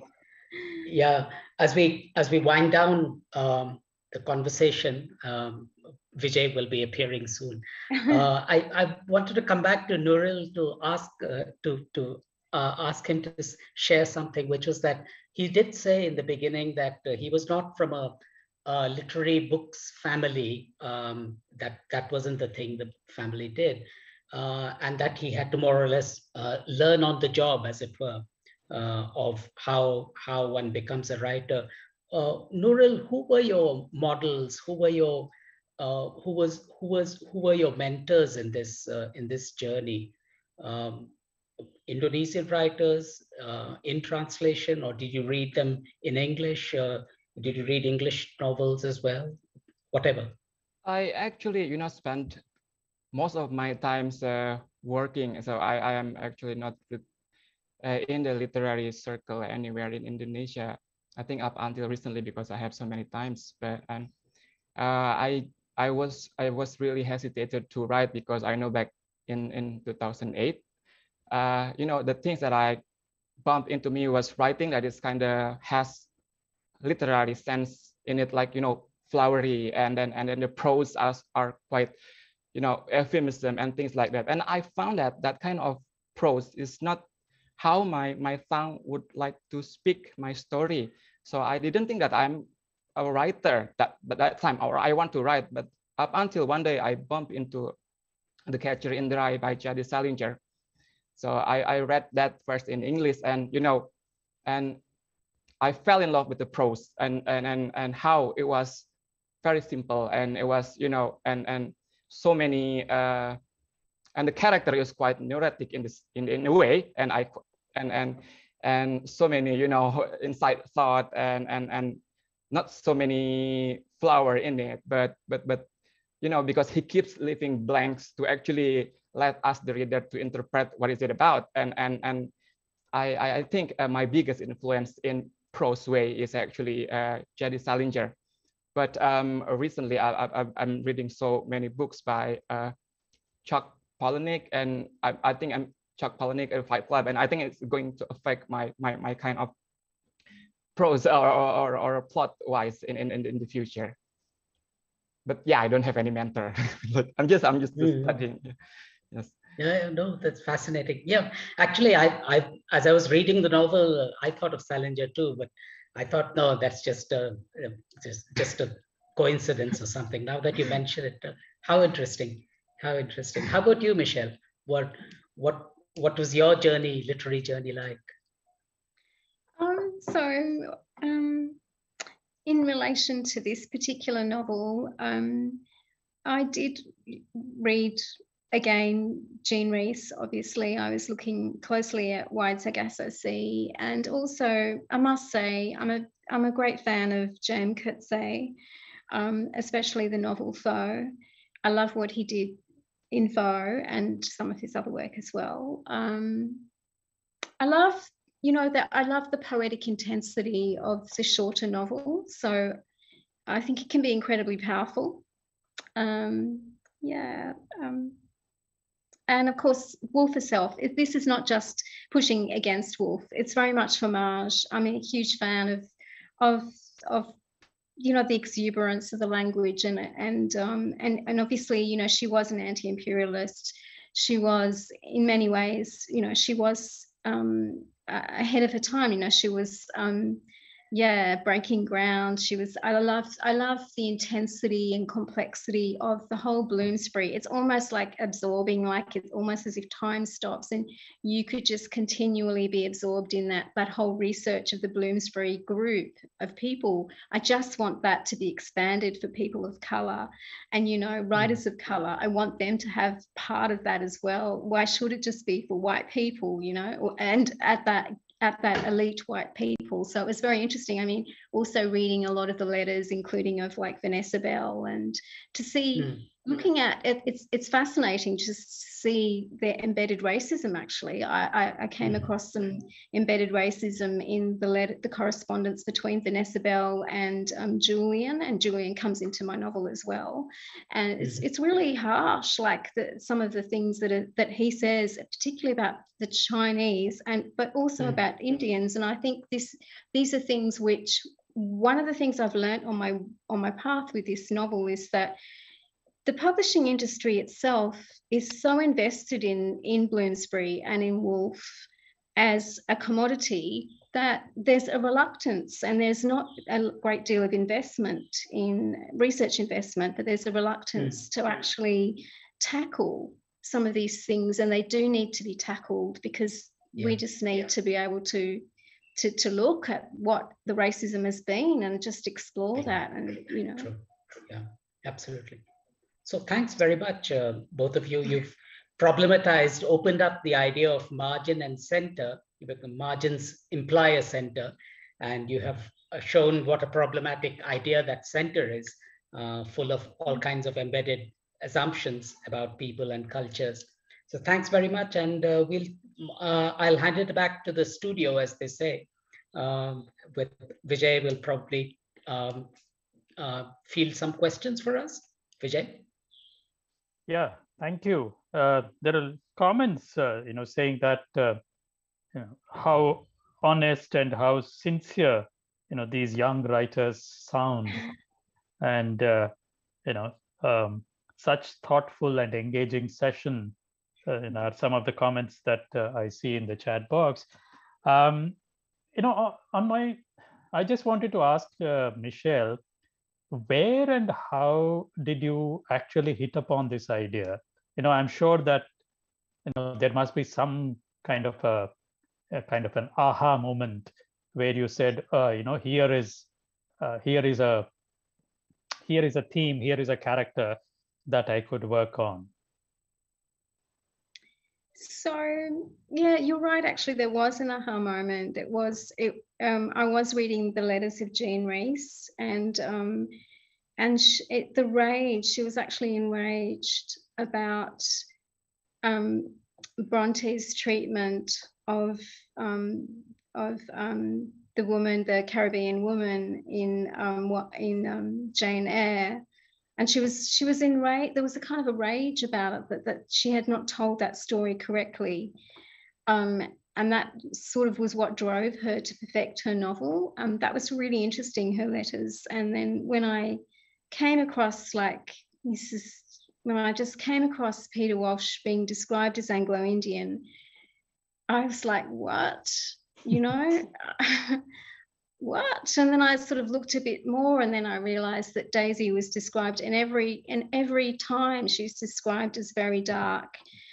To me, the most concerning thing is that there's one paper, it's about 35 pages long, and it's called Clarissa and the Coolie's Wives. And it describes Daisy, it references Daisy as the English woman. So I think, you know, again, I can only say that I think that research, especially in, as you know, in universities, the majority of universities are in Australia, for example, in my country, the majority of universities the staff are of Anglo-Celtic background, and there's a real minority of people of colour in Australian universities, in literary, in the English departments, and in creative writing. And I think that it's probably the case for other Western countries. And I think that this is something that actually needs to be tackled. You know, why it isn't just, I'm not the first person that, you know, surely other people have noticed this, but I think it speaks to the awkwardness and embarrassment about, you know, and the way that, for example, Woolf and Bloomsbury, Woolf has become like a doyen of Western feminism, and it's like she's thought to be, you know, we can't look at her and scrutinize this embedded racism or, you know, these limitations. So I'm hoping that, you know, this conversation from books such as, you know, this kind of work that we're doing, it's not just about fiction, it's about, you know, there is a political element to it, and it is about, you know, addressing these hierarchies. Yeah, they're very entrenched, you know. I mean, yeah. I've actually had, I think I don't have to tell you this, you know, you would know this, but, you know, I mean, I'm amazed at how many people who are very educated and very, you know, I would consider them to be peers. You know, I can have a paper published in an academic journal or book, yet if I say, you know, if this kind of discussion comes up, it's just a barrier, and it's like it cannot be, you know. And I'm sure you've had this experience, right? Yeah. You would have had this experience in academia. Sure. And you know, when Nuril said not to talk about politics would be, you know, very, very naive. I mean, no writing, and I suppose no reading actually is apolitical. And you know, to speak of that, Nuril, I just wanted to ask you, you know, finally, when you found the publisher to publish this book after 7 years that it's been in a limbo, was this a publisher who was sympathetic towards your writing, or is it just the times have changed and you know, that this publisher could publish it? I consider a lot of things that happened to me is actually a fluke. You know, I was quite lucky. I was quite lucky. I was in the right place where I met the right person, and the publisher that found the writing is actually John McGlynn, and he cares about Indonesian literature. You know, not because you know, taking advantages of it, but I think he really cares about it. And he read my works, and he said like he was interested in it, but not because of the. I believe his motivation was quite pure for the stories, not because of the, you know, because not of the advantages, but because of the story. I need to give myself a token, and so. Yeah, not because the time changes. I think because he believes in it. But I had to mention that, you know, the first person to believe to the manuscript was actually the Malaysian publisher, which I believe that in Malaysia it's actually quite more strict than Indonesia in a sense. But his name was Amir Muhammad, and he was willing to take it because, yeah, he put a trust in me, and I think he should get the most credit out of it. And by 2019, you know, a UK publisher came to Indonesia, and a Munson book, and then he bumped into this book, and he picked several books from Indonesia to be published, and 2 of them was mine. And I didn't have the chance to ask him like what his motivation, but I bet he told me he really liked the story, and I think that was the most important thing for me is just to let it out first, to deliver the story out there, no matter what the publishers have in their mind. I mean, the most important thing for me is just like let it be there and let people read it. Yeah, absolutely, absolutely. And now it is there, and your book will soon be out there too, Michelle. I'm going to plug these books in all the other circles and networks I know. So let's see. I certainly hope that both your books will do well. Thank you. It's like Thank you launching so much. launching a project, right? Yeah, if there was time, I would ask you about what future projects look like, but it looks like we are out of time now. Vijay, do you want to come back and close the session then? I had an internet issue, and so yeah, sorry, I missed what Nuril was saying. Yeah, but I suppose was it It's was been it recorded. was yes, and I can always go back to it. You are on record now. Oh no. Yeah, I think sometimes these serendipitous things happen, that you are in the right place at the right time and you find the right person, and like Michelle said, you probably find the right theme to write about.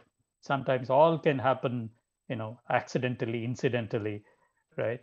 Yeah. Thank you very much, and we close this session now. Thank you both Michelle and Nuril and Giridhar for joining us from 3 different places. Michelle from Sydney, and Nuril from Indonesia, and Giridhar from Bengaluru, and we here in Hyderabad. Thank you very much, all of you. Thank you so And much. Thank you. Wonderful you. session, and we look forward to reading your books now.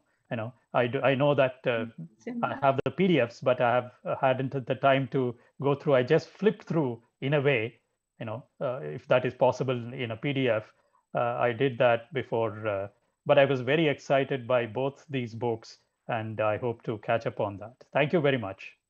Thank you so Thank you. much, Vijay Thank and you. Giridhar.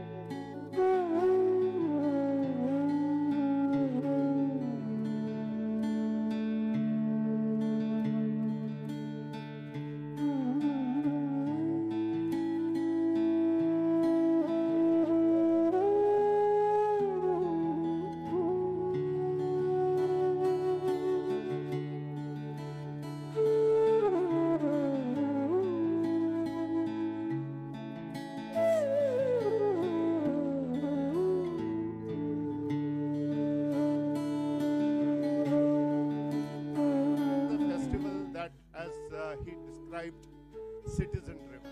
All of us who have worked to bring this festival out are people from within your all friend circles. We are all citizens and volunteers who have brought this out.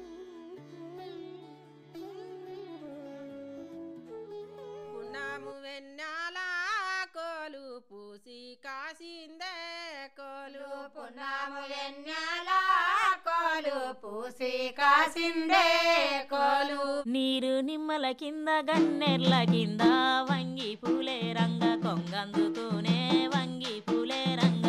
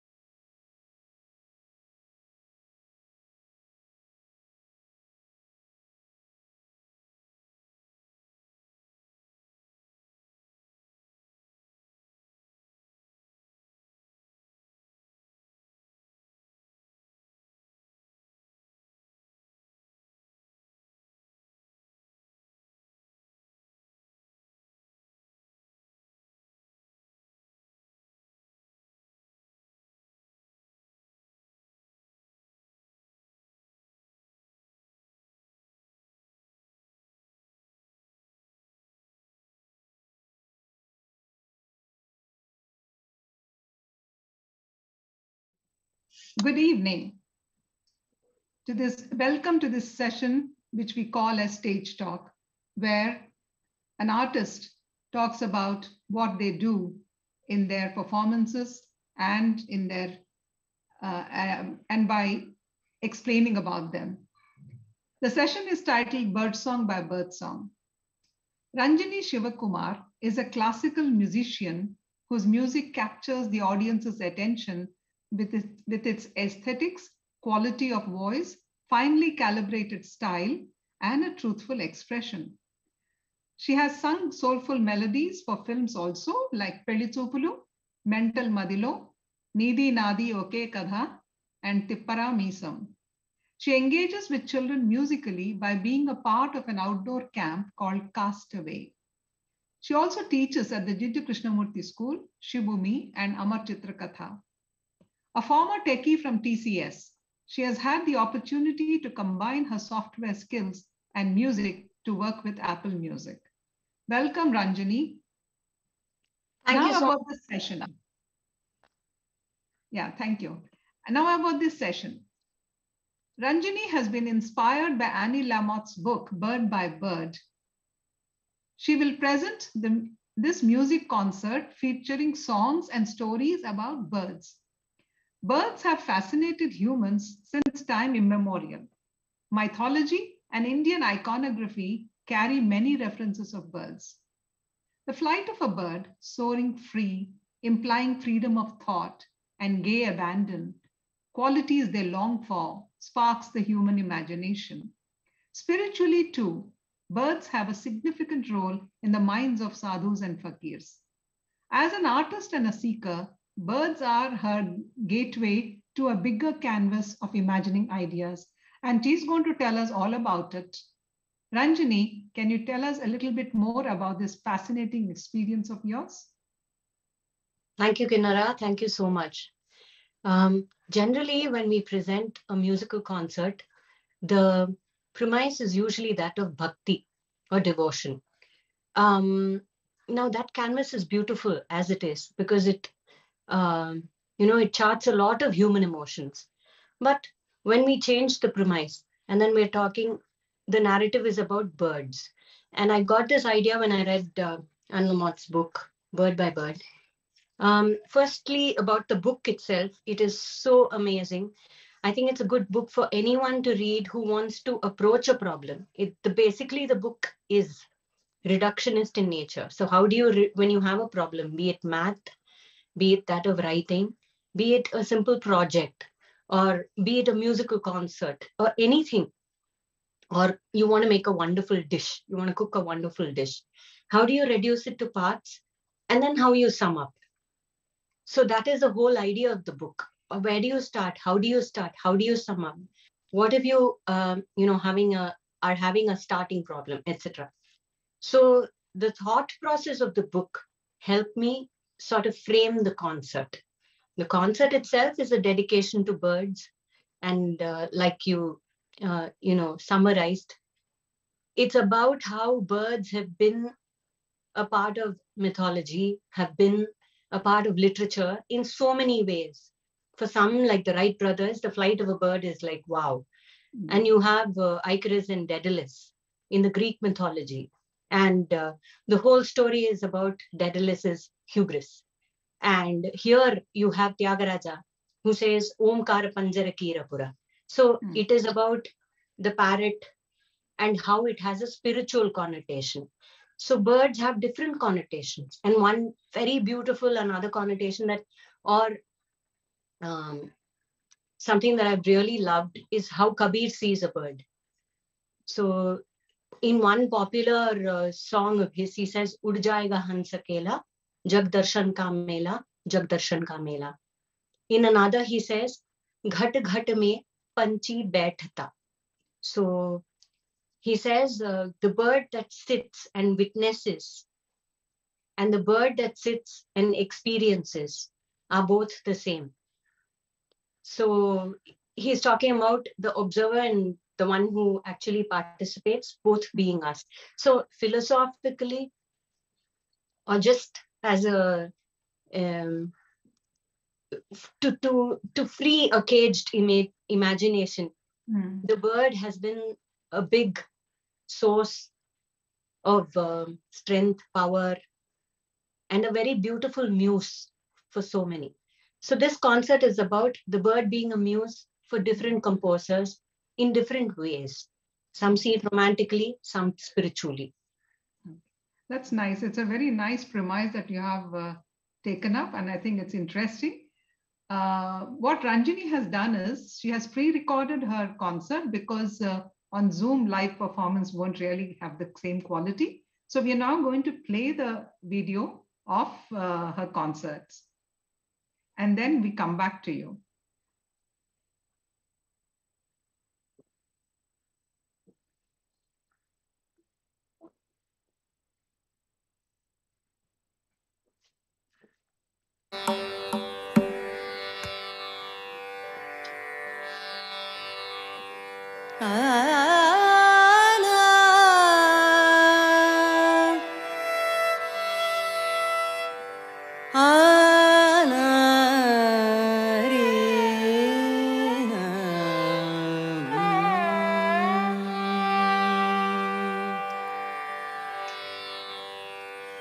गायति वनमाली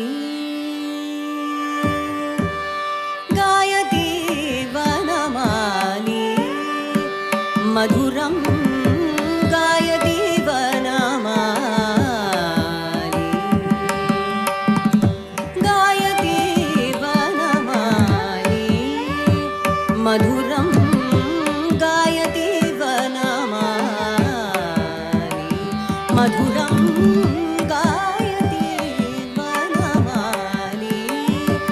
मधुरं गायति वनमाली मधुरं गायति वनमाली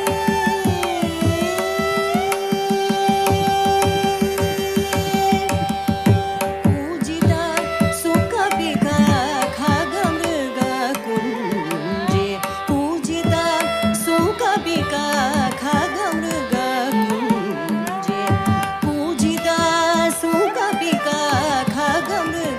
कुञ्जे कुटिलालक बहु निरद कुञ्जे पूजित सुकटिका खगमृग कुञ्जे कुटिलालक बहु निरद कुञ्जे परमहंस हृदयोत्सवकारी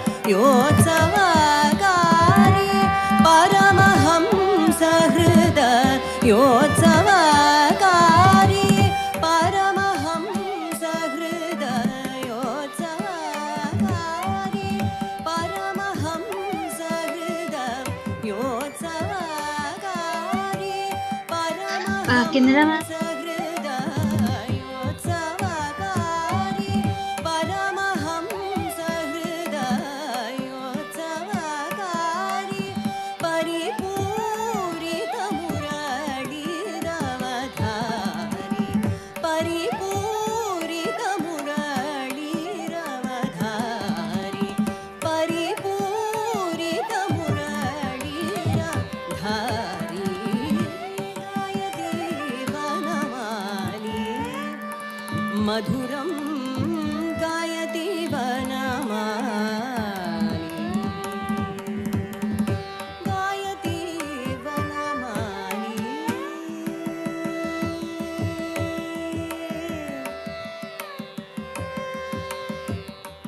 वनमाली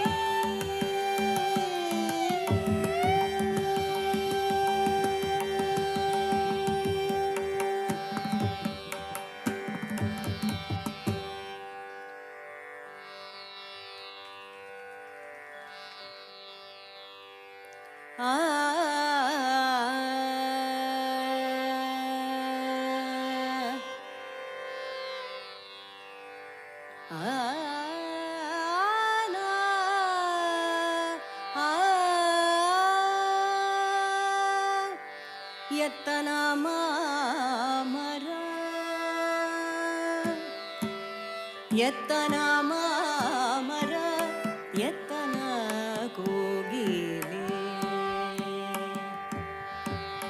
ಯತ್ತನ ಮಾಮರ ಯತ್ತನ ಕೋಗಿದೆ ಯತ್ತನ ಮಾಮರ ಯತ್ತನ ಕೋಗಿದೆ ಯತ್ತಣ ಮಾಮರ ಯತ್ತಣ ಕೋಗಿದೆ ಯತ್ತಣ ಮಾಮರ ಯತ್ತಣ ಕೋಗಿದೆ ಎತ್ತನಿಂದೆತ್ತ ಸಂಬಂಧವಯ್ಯ ಎತ್ತಣ ಮಾಮರ ಎತ್ತಣ ಕೋಗಿದೆ ಎತ್ತಣ ಮಾಮರ ಎತ್ತಣ ಕೋಗಿದೆ ಎತ್ತನಿಂದೆತ್ತ ಸಂಬಂಧವಯ್ಯ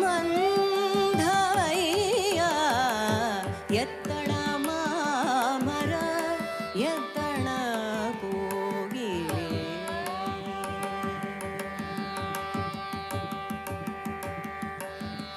ಬೆಟ್ಟದ ನೆಲ್ಲಿಕಾಯಿ ಸಮುದ್ರದ ಉಪ್ಪು ಬೆಟ್ಟದ ನೆಲ್ಲಿಕಾಯಿ ಸಮುದ್ರದ ಉಪ್ಪು ಬೆಟ್ಟದ ನೆಲ್ಲಿಕಾಯಿ ಸಮುದ್ರದ ಉಪ್ಪು ಬೆಟ್ಟದ ನೆಲ್ಲಿಕಾಯಿ ಸಮುದ್ರದ ಉಪ್ಪು ಎತ್ತನಿಂದೆತ್ತ ಸಂಬಂಧವಯ್ಯ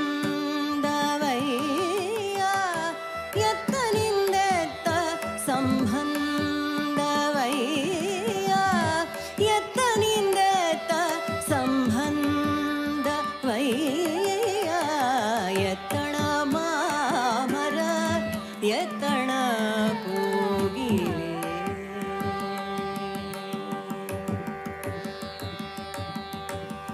ಗುಹೇಶ್ವರ ಲಿಂಗಗೆಯೂ ಎನಗೆಯೂ ಗುಹೇಶ್ವರ ಲಿಂಗಗೆಯೂ ಎನಗೆಯೂ ಗುಹೇಶ್ವರ ಲಿಂಗಗೆಯೂ ಎನಗೆಯೂ ಎತ್ತನಿಂದೆತ್ತ ಸಂಬಂಧವಯ್ಯ ಎತ್ತನಿಂದೆತ್ತ ಸಂಬಂಧವಯ್ಯ ಎತ್ತನಿಂದೆತ್ತ ಸಂಬಂಧವಯ್ಯ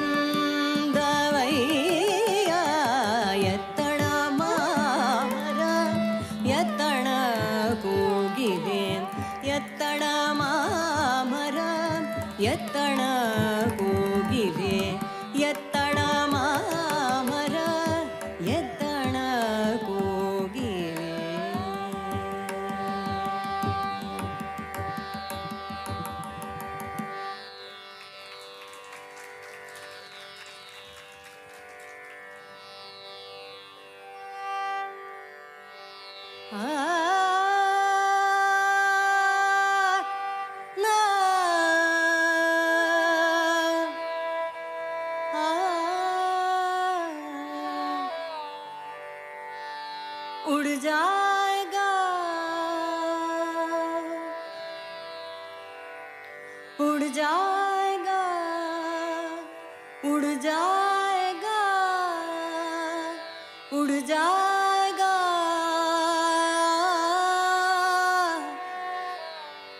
हंस अकेला उड़ जाएगा उड़ जाएगा उड़ जाएगा हंस अकेला उड़ जाएगा हंस अकेला जग दर्शन का मेला जग दर्शन का मेला उड़ जाएगा उड़ जाएगा हंस अकेला जग दर्शन का मेला जग दर्शन का मेला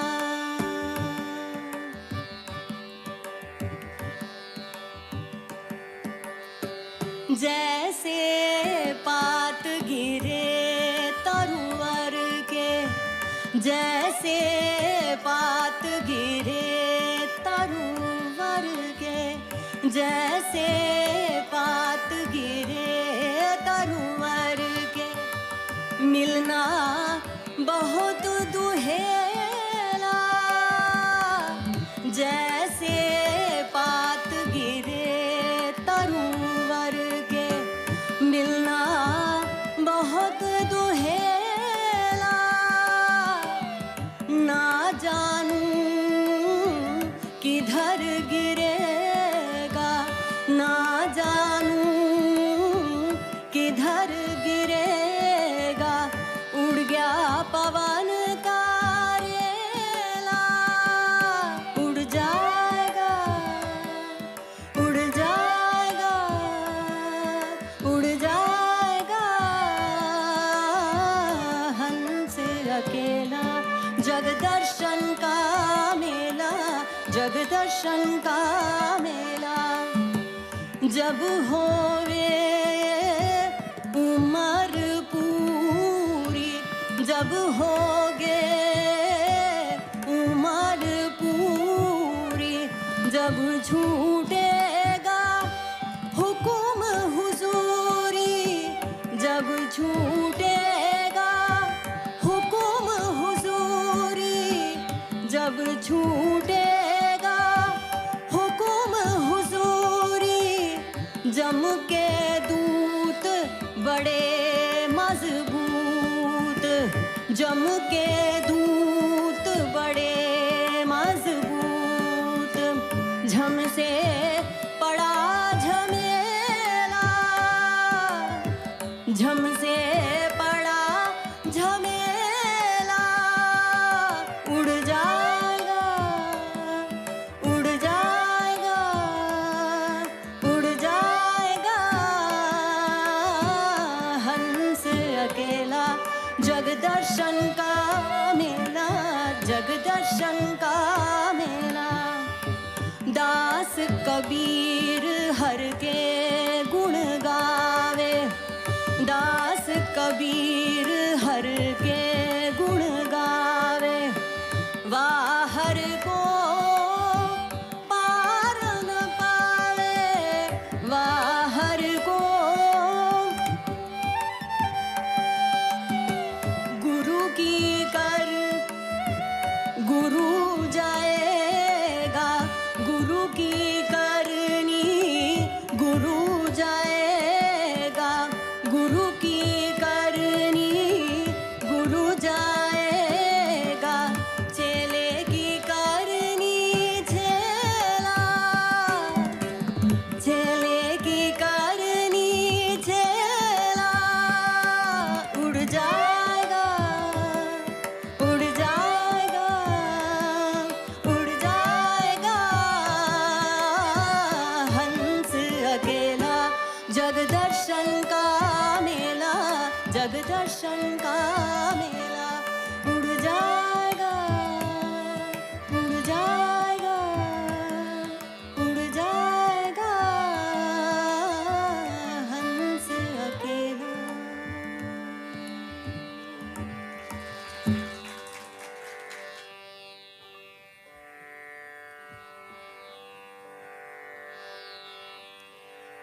ఎందుకే నీకింత తొందర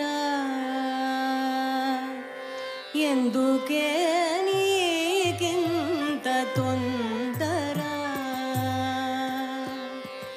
ఎందుకే నీకింత తొందర ఇన్నాళ్ళ చెరసాల ఇదే తీరునే ఎందుకే నీకింత తొందర ఇన్నాళ్ళ చెరసాల ఇదే తీరునే ఎందుకే నీకింత తొందర ఓ చిలుక నా చిలుక ఓ చిలుక నా చిలుక ఓ చిలుక నా చిలుక ఓ రామ చిలుక ఓ చిలుక నా చిలుక ఓ రామ చిలుక వయ్యారి చిలుక నా గారాల మొలక ఓ చిలుక నా చిలుక వయ్యారి చిలుక ఓ రామ చిలుక నా గారాల మొలక ఎందుకే నీకింత తొందర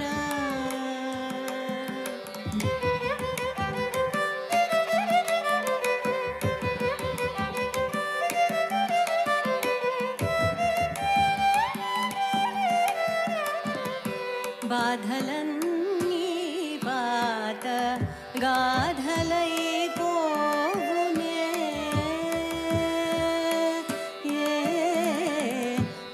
బాధలన్నీ బాత గాధలై పోవునే వంటలన్ నీ వెలుగు కుంటలో మాయునే వంటలన్ నీ వెలుగు కుంటలో మాయునే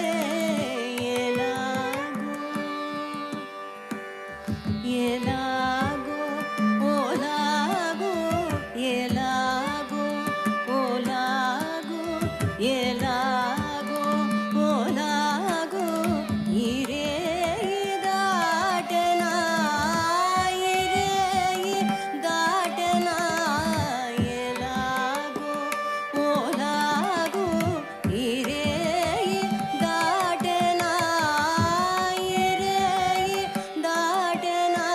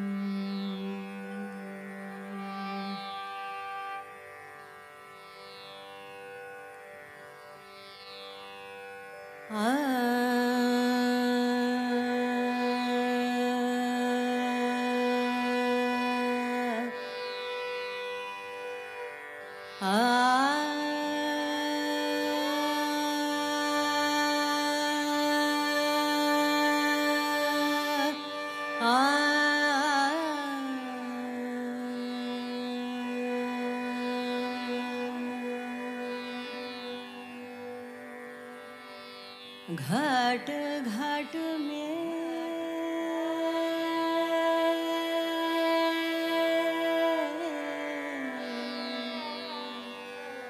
घाट घाट में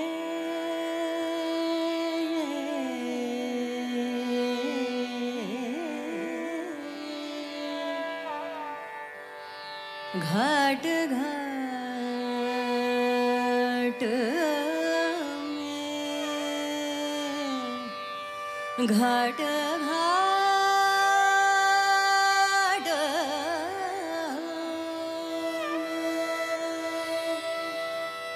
घाट में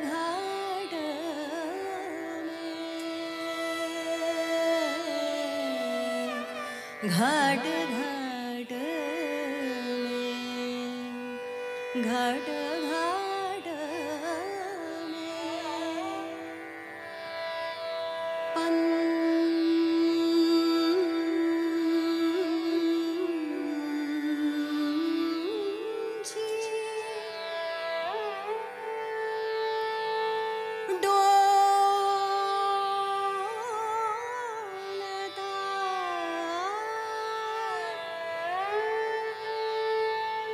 बोलता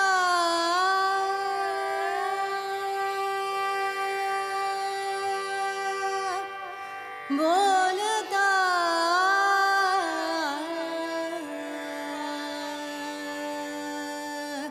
घाट घाट में पंछी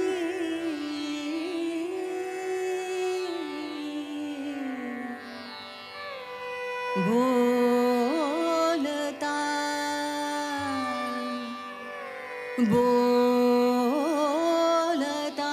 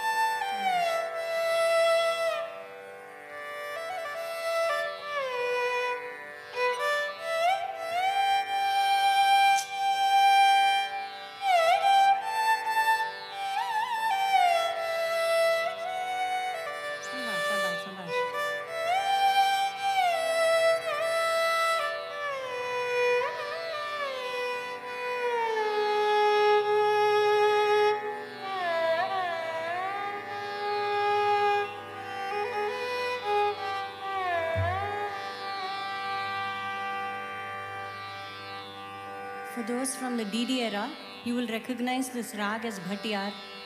पूरब से सूर्य होगा, पूरब से सूर्य होगा, फैला उजियारा,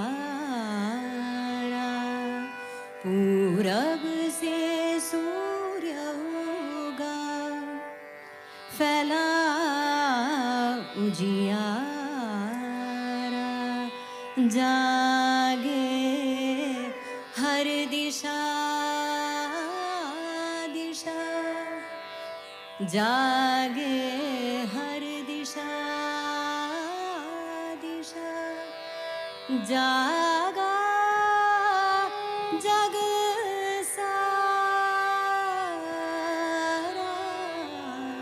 पूरब से सूर्य होगा, घाट घाट में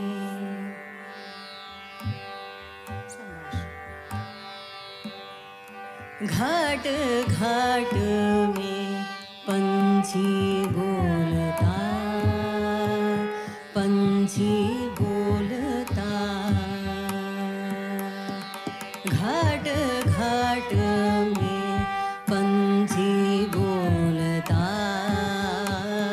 पंछी बोलता,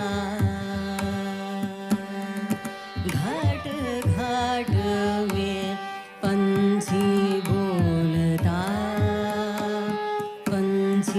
बोलता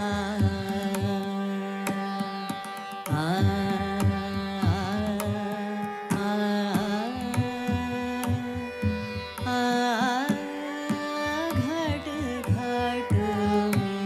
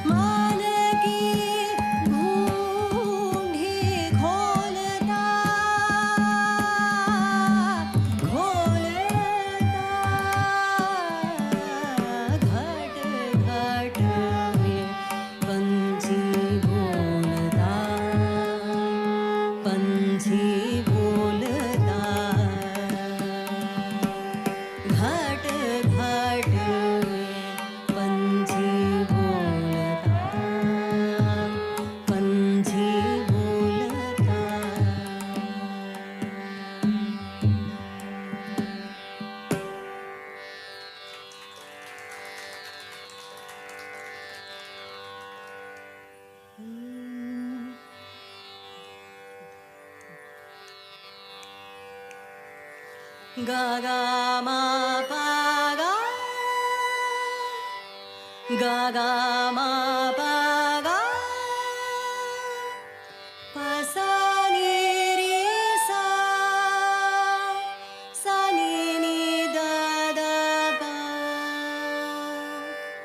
Blackbird singing in the dead of night, take these sunken eyes and learn to see. All your life you were only waiting for this moment to arise. Blackbird fly, blackbird fly, blackbird fly. Ga ga ma pa ga, ga ga ma pa ga, pa sa ni re sa, sa ni ni da da pa. Blackbird singing in the dead of night, take these broken wings and learn to fly.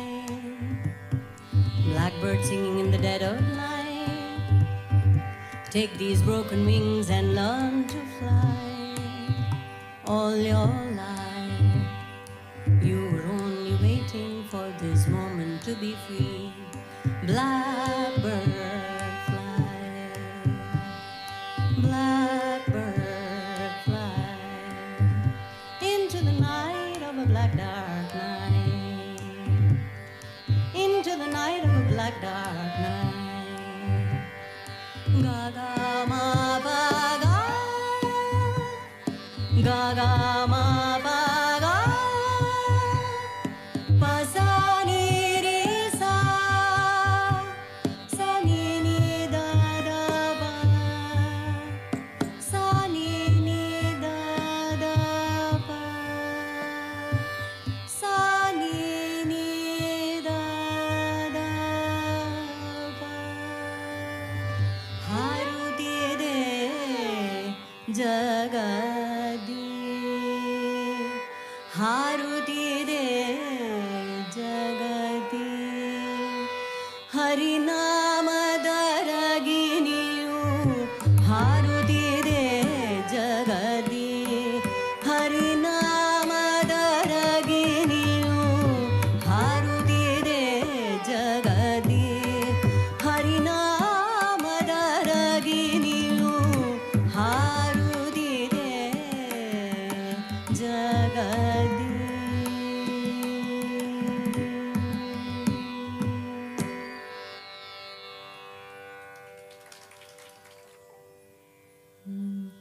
சின்னஞ்சிறு கிளியே, சின்னஞ்சிறு கிளியே, கண்ணம்மா செல்வ களஞ்சியமே, சின்னஞ்சிறு கிளியே, கண்ணம்மா செல்வ களஞ்சியமே, சின்னஞ்சிறு கிளியே, கண்ணம்மா செல்வ களஞ்சியமே, சின்னஞ்சிறு கிளியே, கண்ணம்மா செல்வ களஞ்சியமே. என்னை கலி தீர்த்தே உலகில், என்னை கலி தீர்த்தே உலகில், என்னை கலி தீர்த்தே உலகில், ஏற்றம் புரிய வந்தாய் சின்னஞ்சிறு கிளியே, கண்ணம்மா செல்வ களஞ்சியமே. என்னை கலி தீர்த்தே உலகில், என்னை கலி தீர்த்தே உலகில், ஏற்றம் புரிய வந்தாய் சின்னஞ்சிறு கிளியே, சின்னஞ்சிறு கிளியே, சின்னஞ்சிறு கிளியே, கண்ணம்மா, கண்ணம்மா, கண்ணம்.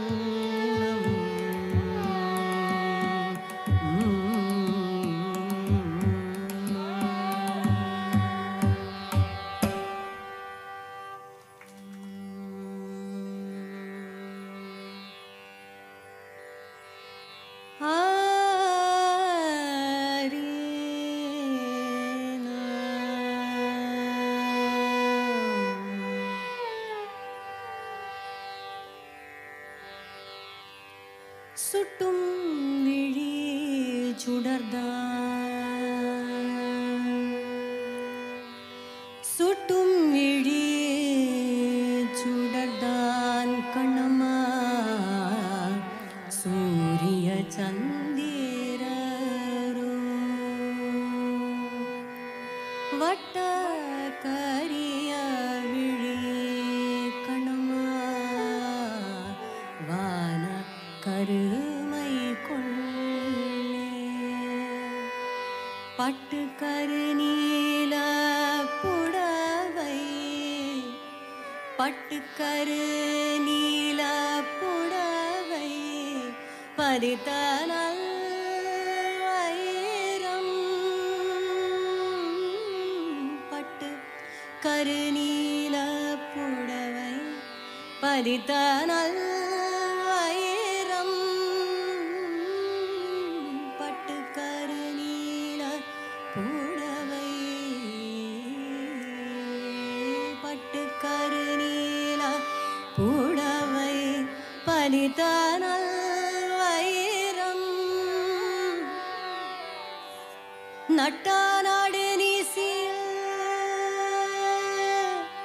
நட்டாநாடு நீசில் தெரியும் நட்சத்திரங்களடி சோலை மலரொளியோ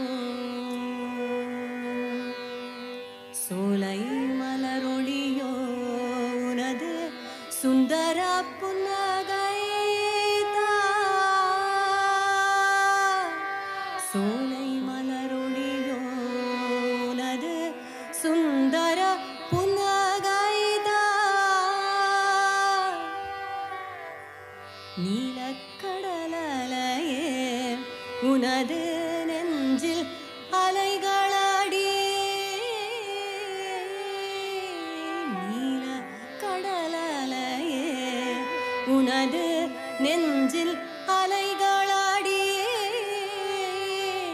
கோல குயிலோ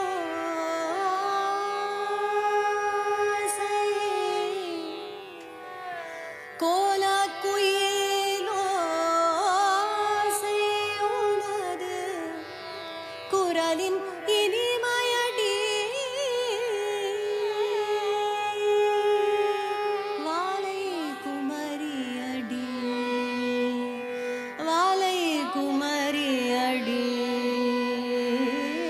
வாலை குமரியடி வாலை குமரியடி கண்ணம்மா மருவ காதல் கொண்டே சாத்திரம் பேசுகிறாய் கண்ணம்மா சாத்திரம் ஏது கடி சாத்திரம் பேசுகிறாய் கண்ணம்மா சாத்திரம் ஏது கடி ஆத்திரம் கொண்டவர்க்கே ஆத்திரம் கொண்டவர்க்கே கண்ணம்மா சாத்திரம் உண்டோடி ஆத்திரம் கொண்டவர்க்கே கண்ணம்மா சாத்திரம் உண்டோடி மூத்தவர் சம்மதியில் வதுவை முறைகள் பின்பு செய்வோம் மூத்தவர் சம்மதியில் வதுவை முறைகள் பின்பு செய்வோம் மூத்தவர் சம்மதியில் வதுவை முறைகள் பின்பு செய்வோம் காத்திருப்பேனோடி காத்திருப்பேனோடி காத்திருப்பேனோடி இது பார் கண்ணத்தில் முத்தம் ஒன்று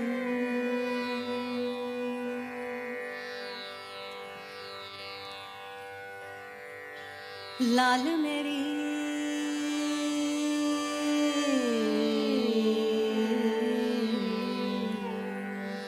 लाल मेरी पत लाल मेरी पत लाल मेरी पत रखियो भला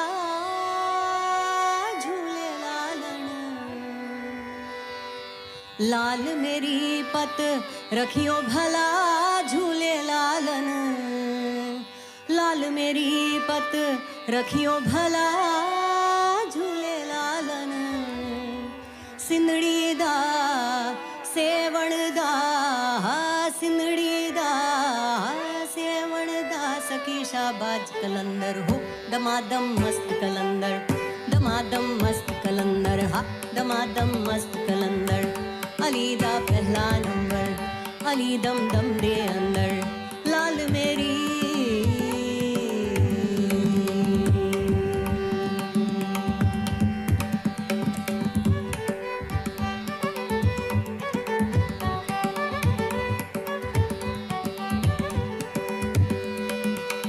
चार चराग, चार चराग तेरी भरण हमेशा,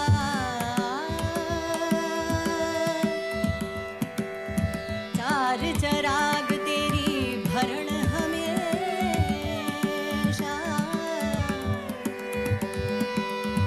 चार चराग तेरी भरण हमेशा, चार चराग तेरी भरण हमेशा।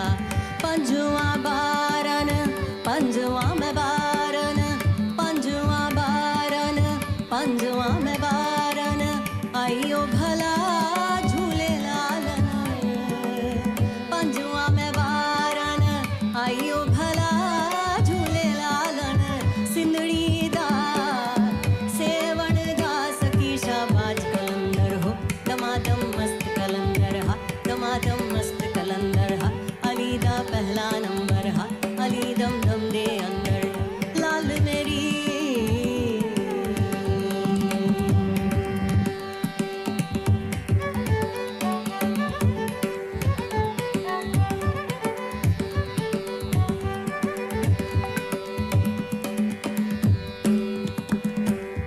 हिंद सिंध पीरा तेरी नौबत बाजे, हिंद सिंध पीरा तेरी नौबत बाजे, हिंद सिंध पीरा तेरी नौबत बाजे। नाल बजे घड़ियाल बला झूले लालन, नाल बजे घड़ियाल बला झूले लालन। सिंधड़ी दा, सिंधड़ी दा सेवण दा सखी शाबाज कलंदर, हा दमादम मस्त कलंदर, हा सेवाणी लाल कलंदर, हा अली दम दम दे अंदर, हा अली दा पहला नंबर हो, लाल मेरी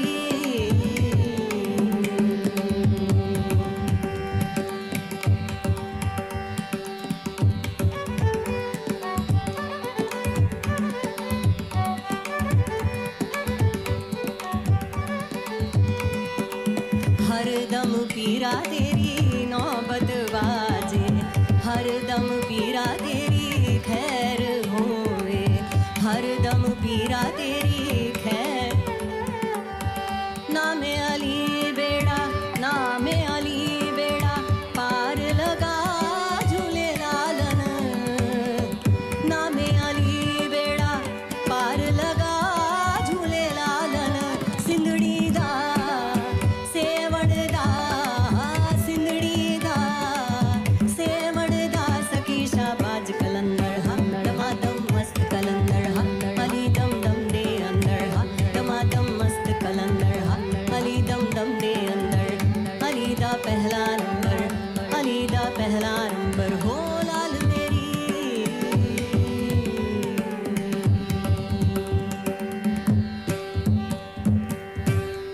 Thank you. So with this we finish Bird Song by Birdsong. Thank you all for coming here. We'll just take 30 seconds to close our eyes to imagine that ourselves as some bird, any bird of your choice. Yeah?